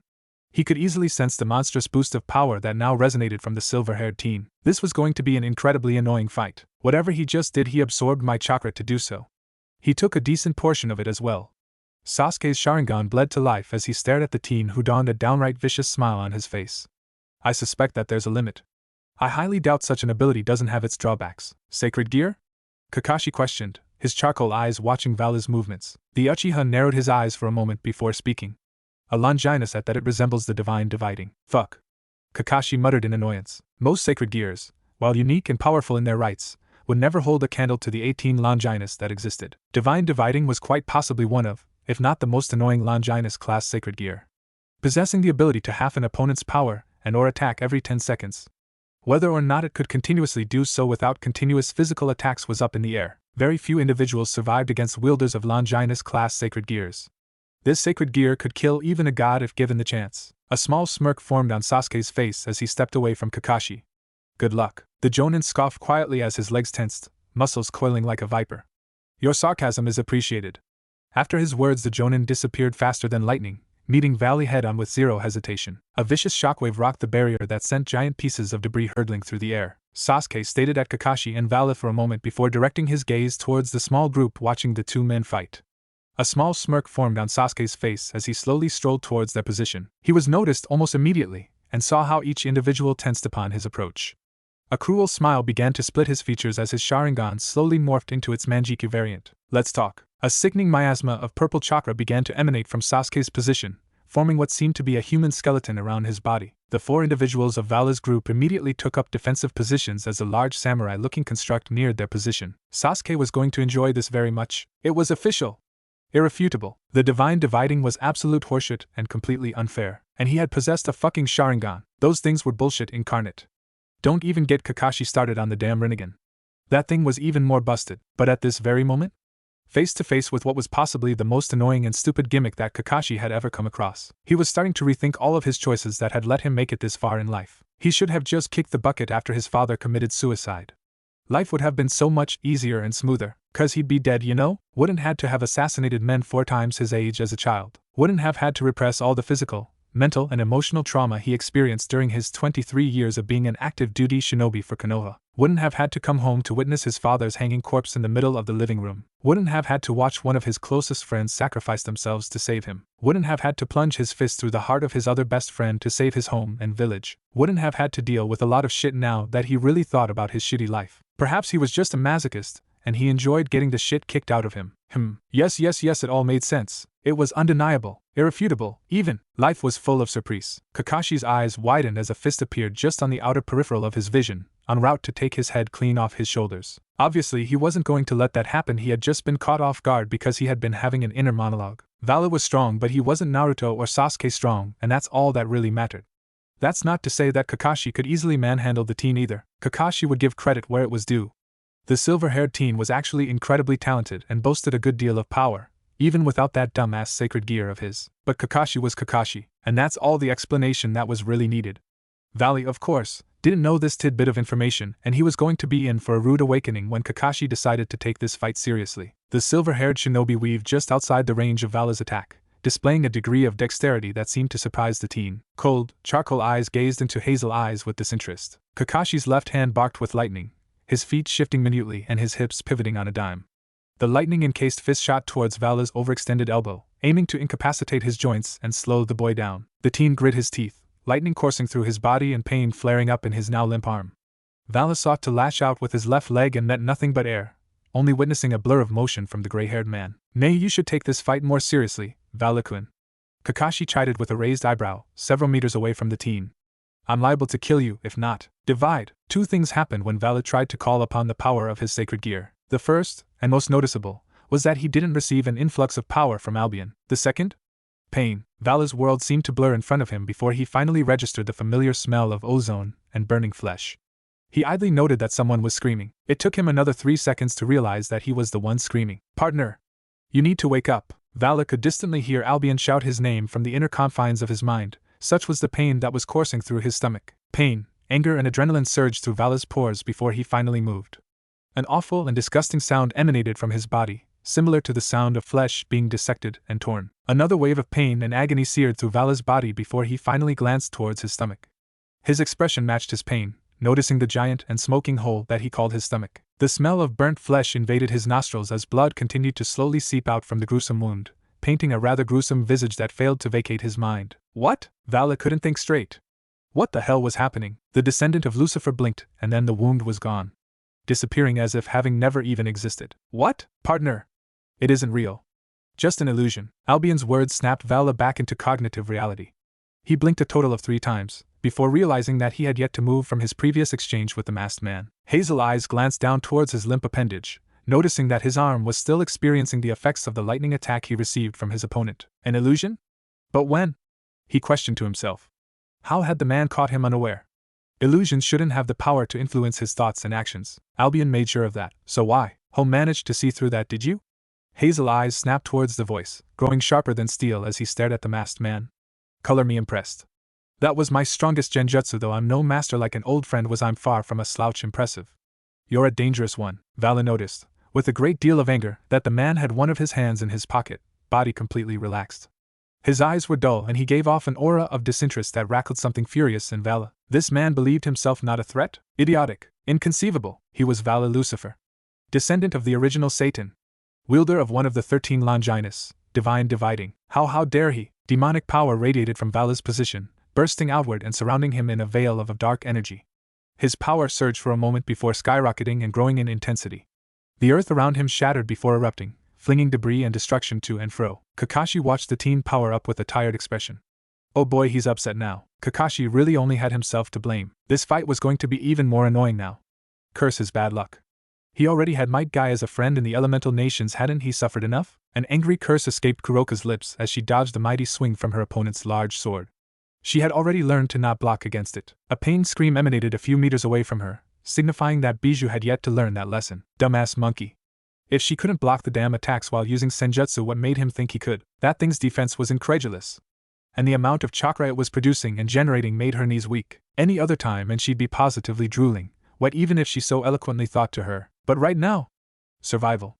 This man was perfect, strong, stronger than Vali, attractive, ruthless. A strangled scream split the air as the raven-haired teen commanded his chakra-infused samurai to create a tornado of flames that turned the earth to glass. She watched Biko get battered into the barrier walls of her creation, and while she certainly felt a pang of sympathy for Biko, the idiot needed to learn to dodge. Le Fei.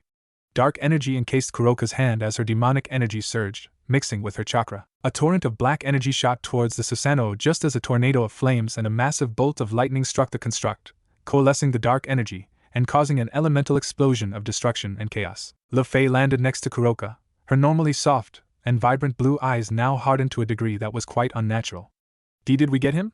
She asked with some measure of hope. Kuroka didn't bother answering. She already knew the answer, being so in tune with senjutsu. The man's chakra construct hadn't even been phased, let alone damaged. Kami, she was so turned on right now. Not even a little, Naya. The Nekishi replied glibly. He's far too strong for us to take on. Le Fei's head turned towards Kuroka, eyes wide with surprise. What? What do you mean? The Nekishi's tails idly swayed back and forth, watching as the smoke began to clear from their combined attack. I knew that these two were strong, Naya, but they were suppressing their power by a fair amount in Ko. They clearly wished to remain as inconspicuous as possible, but when you're a talented sensor like myself, she preened as the glow from the Susanoo's eyes pierced through the smoke screen, settling on her form. You can see the underlying power clear as day. Not a moment later did the smoke disperse, revealing the demonic-looking purple samurai construct. Free of any damages and without nary a scratch or blemish. This is futile. Le Fei's older brother commented, idly adjusting his glasses. We lack the firepower to even pierce that thing's armor. When the hell had he moved next to her? Something has to work. I mean, come on. Biko piped up next to her, staff resting against his shoulder, and his burn wounds slowly healing. What the hell? Where'd they come from? I guess we could try to throw literally everything at it, and hope it does something, Naya? Kuroka questioned more than stated. It's better than nothing, Arthur stated with a sigh. And maybe we can talk? Le Fei hesitantly replied. She shrank when 3 pairs of eyes focused on her. What? Maybe we cannot fight. The three went silent at that, each digesting how that line of talk could form and whether or not it'd be beneficial, or if the man would just continue to attack, not caring. Are you four done talking?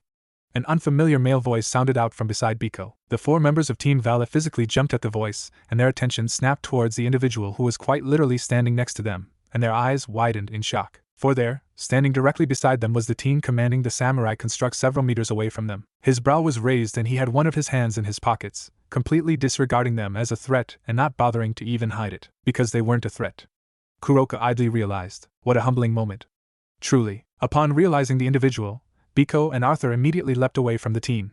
Le Fay was rooted still, whether in fear or sheer resolve was up in the air, but judging by the fact that her knees were shaking, Kuroka would bet on the former rather than the latter. Kuroka's golden orbs trailed away from the handsome teen and towards the purple construct of chakra.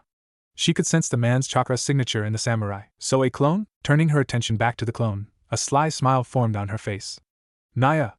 You're very strong. The ebony-haired teen just continued to blankly stare at Kuroka before shifting his gaze to Le Fay. The girl's demeanor seemed to shrink even more so at his gaze, and he idly noticed that the blonde male was tense. Sasuke returned his gaze to the Nekishu before finally speaking, his tone placid. Why are you here? Kuroka's head tilted, seemingly amused by the question. To find strong a mate, Naya. Sasuke was unaffected. Yes, Kuroka was an incredibly beautiful woman, but she was still an enemy, as of now, and she'd get treated as an enemy. An explosion of power emanated from where Kakashi and Vali were fighting, and Sasuke glanced for a moment before returning his gaze to Kuroka. He had questions and his own curiosities about the woman in front of him. Why she had done what she did and the consequences of her actions, and why the yokai faction wanted her alive instead of dead. Obviously, she was one of the last of her kind, but Yasaka was willing to shelter Kuroka and allow her safe haven in Kyoto, free of retaliation from the devils. Risking a potential future alliance with a powerful faction for one woman. For what reason? Sasuke wanted to know. Why? Kuroka's eyebrows furrowed in confusion for a moment. Why what? Sasuke took a step forward, uncaring of how uncomfortable the other individuals became. He was within reaching distance of Kuroka as he stared into her eyes. Why did you kill your master? Silence. Sasuke continued to observe the beautiful yokai in front of him before a familiar sensation pricked at his neck. His blood sang from deep within his veins and adrenaline coursed through his blood. He hadn't felt this in a long time. Killing intent. Kuroka's killing intent. So rare was it to see in this world due to the lack of natural chakra. Similar, to some degree, but entirely different. Chakra in the elemental nations was vastly superior to the chakra that existed here, but killing intent was killing intent. To harbor the ability to project such strong emotions with only your chakra was a skill that few even in his own world had possessed. A sickening wave of purple chakra seeped out of Kuroka's pores, causing an uncomfortable tension to waft in the area. Kuroka's own allies seemed shocked at the sudden change. Like a coin flip, she was no longer the carefree and spirited woman who lacked social decor. In her place was a cold-hearted killer who lacked regret. Because I wanted to, she eventually stated, face blank. Her expression may have been blank, but her emotions were not, and Sasuke found that he recognized those emotions. Hate, anger, wrath, so very similar to his own yet so very different as well, he couldn't quite tell why though. But if she was going to lie directly to his face on the exact reasoning on why she did what she did, no one could blame him for antagonizing her. Your actions had consequences. The genocide of an entire race of beings all on the back of one woman, drunk off power she didn't truly understand. It was the exact thing to not say. But Sasuke feared little in this world, and he'd get what he wanted from the woman regardless. The Nekishu's eyes went blank and her body went still. Her head tilted, only a fraction, but moved nonetheless. A deadened look settled upon her face, and every muscle in her body seemed to coil. It brought a smirk to Sasuke's face. An enraged opponent with a singular train of thought fixated on the absolute annihilation and evisceration of a target was the best opponent. Wrath could be one hell of a drug. Perhaps sensing the impending dread and death wafting off of Kuroka, the young blonde teen got as far away from Kuroka as physically possible. Smart move that. The Nekishu was one step away from imploding. Sasuke made sure it happened. You are the reason the Nekishu are extinct. Did Sasuke truly mean these words? No, of course not. As an individual who was on the tail-end side of a genocidal massacre of an entire group of familial individuals, he had some pretty biased opinions genocides. But Kuroka regretted her actions. At least Sasuke believed so. Why else would the woman allow herself to be consumed by anger? Kuroka did not so much move as she disappeared, leaving an after-image of herself. Her speed was quite impressive, all things considered. Her form was perfect, her strike was phenomenal, and her accuracy was spot-on. It was just unfortunate that her opponent was Sasuke. The Uchiha shifted his body, arms moving in tandem with his feet. His left palm slapped Kuroka's fist across her guard, effectively guarding from any further punches from her other arm. Sasuke's right fist chambered near his ribs and rocketed towards the woman's abdomen. Even through the haze of wrath and rage, Kuroka felt that blow. Eyes widening to saucers and spittle flinging from her lips. The sheer strength from the Uchiha's blow physically lifted her in the air for all but a second as her body instinctively hunched over from the brutal attack. Still recuperating from such a blow, Kuroka was unable to react as fingers dug deep into her scalp, grabbing a fistful of hair and yanking it with greater force than the initial attack upon her stomach. Even through her rage-induced state, Kuroka understood the futility of her actions. A strangled scream tore through her vocal cords as her attacker practically smeared her body into the earth. Her back broke through several meters of hardened concrete and soil as her vision blackened. It was unfortunate that her attacker cared not for her pain. As Kuroka lay beaten in the crater, Sasuke did not relent. He positioned himself just above the woman, feet planted on either side of her hips while he bent his knees. Why? Kuroka scarcely heard him, but she did feel the pain from his next attack. Her stomach practically caving in due to the sheer force of his punch. It almost forced her to black out once more, but for some reason Kuroka stayed awake, weathering the pain and coughing up a worrying amount of blood. Why? Her tormentor asked once more. Those terrifying and, in her opinion, beautiful eyes stared down upon her, weighing her worth and determining her very person. There was no judgment in his eyes, only bleak curiosity. Why did he want to know so badly? Why does it matter? She slurred painfully. She heard distant explosions and felt the rumbles of the earth from her incapacitated state, but she knew not what was happening. The Uchiha continued to stare down at the girl before asking the same question. Why? Just a year ago he'd have killed someone for not answering a direct question. Would have strung their corpse up in the middle of a town and gazed disinterestedly as their body was picked apart by the wildlife. But he had changed from that person. And while patient, he was not above using violence to get his answer. Lightning barked in Sasuke's left fist, and as he chambered his fist to strike once more, Kuroka whimpered, a tiny and quite pitiful sound escaping her throat. Her action caused the team to halt, his head tilting as he raised an eyebrow. Through watery eyes, Kuroka spoke in a pained whisper. To protect my sister. A harsh exhale left her body as she clenched her eyes shut, not wishing to shed any more tears for those who had died due to her actions. Had Kuroka's eyes been open, then she would have seen Sasuke's demeanor flip on a dime. His blank expression shifted as his eyes narrowed. Though not in anger or sadness, but in sympathy, Kuroka awaited the next blow from the teen, but it never came. Instead of feeling another earth-shattering punch to her ribs, she felt a gentle palm nestle on her navel. She felt the soil around her shift as a weight settled upon her thighs. Confusion led to curiosity, as she slowly peeked an eye open and came face to face with the teen sitting on her lap. It made for a rather odd sight, but she didn't care for it. The pain emanating from her stomach was slowly subsiding. Kuroka idly realized that he was healing her wound with chakra. Why? She groaned quietly, head raising ever so slightly. Sasuke said nothing for the first couple of seconds, seemingly ignoring Kuroka's comment. When the woman's head came back down upon the soil, Sasuke replied in a far softer tone than she would have expected. Your situation is similar to mine. When he did not elaborate, Kuroka sighed quietly, pain tampering off into pleasure. How? She questioned with furrowed eyebrows. Sasuke's hand glided over the woman's toned abdomen, causing a shiver to rack Kuroka's body. Now was not the time. Ignoring the woman's response to his actions, he spoke. I had an older brother. He paused, seemingly to gather his thoughts. Named Itachi. When I was just a child, he cared for me more than I ever would know. Sasuke's eyes seemed to glaze over as if reminiscing the memories of his brother. I come from a clan of warriors, bred through combat and raised in violence. Hands soaked with blood and minds altered by trauma, we were a fearsome clan. Few could hope to match us, and even less could tame us. Sasuke's hand no longer moved along her stomach, and Kuroka realized her wounds were completely healed. Instead of moving or anything of the sort, she laid still, transfixed by Sasuke's words. Arrogance flowed through our veins, with pride being our novocaine. We were a mighty people whose downfall could only come from within.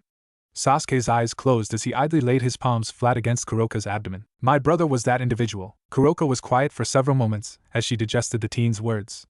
Once realization dawned upon her, she spoke softly. He killed your clan. Kuroka's golden orbs narrowed sadly as her ears pressed against her head, already coming to conclusions about how the teen could feel. Even if some of her assumptions were potentially incorrect, the pain was all too real for the boy. Sasuke inhaled through his nose as he closed his eyes. I loved him. He was my brother.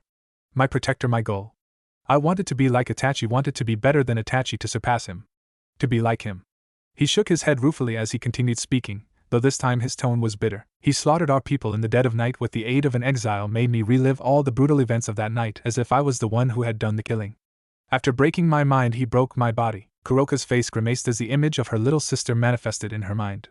The girl's terrified gaze as she watched her elder sister go mad with senjutsu and turning on their master. It was not a pleasant sight. I grew to hate him for what he did, rightfully so. He took everything from me. I became hollow. Empty, resented. My beloved brother hated him. The teen then released a bitter chuckle. When I grew older, I made self-destructive decisions. Betrayed those I loved and respected. I have only myself to blame for these actions, but when I finally killed my brother, finally got the revenge and justice that I and my family deserved. Anger seeped into his words as his fists clenched atop Kuroka's abdomen. Kuroka could do nothing but stare at the teen, completely mesmerized by his words and story. I learned that he killed the clan to stop them from causing needless death in my village. A coup d'etat that would have left our very home bloodied by civil war. My brother took it upon himself to eradicate the threat that was our people. Sasuke shook his head as his expression shifted from anger to bitter acceptance. But he could not kill his precious little brother. His love for me outweighed his duty as a soldier, and he spared my life. Kuroka's eyebrows furrowed as she felt something wet land upon her stomach. She did not bother bringing attention to the single teardrop that fell from the teen's eye. I still hate him, Sasuke spoke with eyes closed. Hate what he did to me, hate that he made me become what I am today, but I cannot stop loving him either. A few moments later passed as he opened his eyes, staring down into Kuroka's golden orbs. So I ask you once again, Kuroka said. Woman exhaled quietly as he finally uttered her name, eyes intense and expression hardened. Why? Kuroka was silent as she digested everything that had been told to her. She had come to the realization that this man was similar to her, if only in reverse. Whereas her younger sister and race had suffered the consequences of her actions, he had suffered the consequences of his elder brother's actions. Their roles reversed, but the pain they shared. Kuroka couldn't and wouldn't allow Chiron to suffer at the hands of that shitty devil she called a master. Her baby sister was all she had after her parents' death. She died before allowing the younger girl to come to harm, and yet she had abandoned her when the girl needed her most. Kuroka had no idea that her actions would have caused such suffering and pain to not only her people but to her sister. By inadvertently saving Chiron from the torture and suffering of her former master, she had damned the girl to a life of pain and fear. Actions that she regretted, of course, but one that she would never take back. Kuroka loved her sister more than life itself. If there had been a better way, then she would have taken it, but the past was the past. Steeling her eyes, Kuroka gazed into Sasuke's mismatched orbs with resolve. Because I love my sister, and I'd do it all over again if it meant that her safety was guaranteed. Chiron had been adopted by the Gremry clan's heiress shortly after her actions, and while she had been furious that another devil held control over her sister, at least it was with a clan that loved their servants. It was not like Kuroka had any say in the matter. She had been too busy avoiding the devils that were sent to kill her. How would Kuroka have known that the devils would target her race? It just wasn't fair for the entirety of the blame to be put upon her shoulders. She knew this, of course, but it was easier said than done. That guilt was ever present and stood upon her shoulders.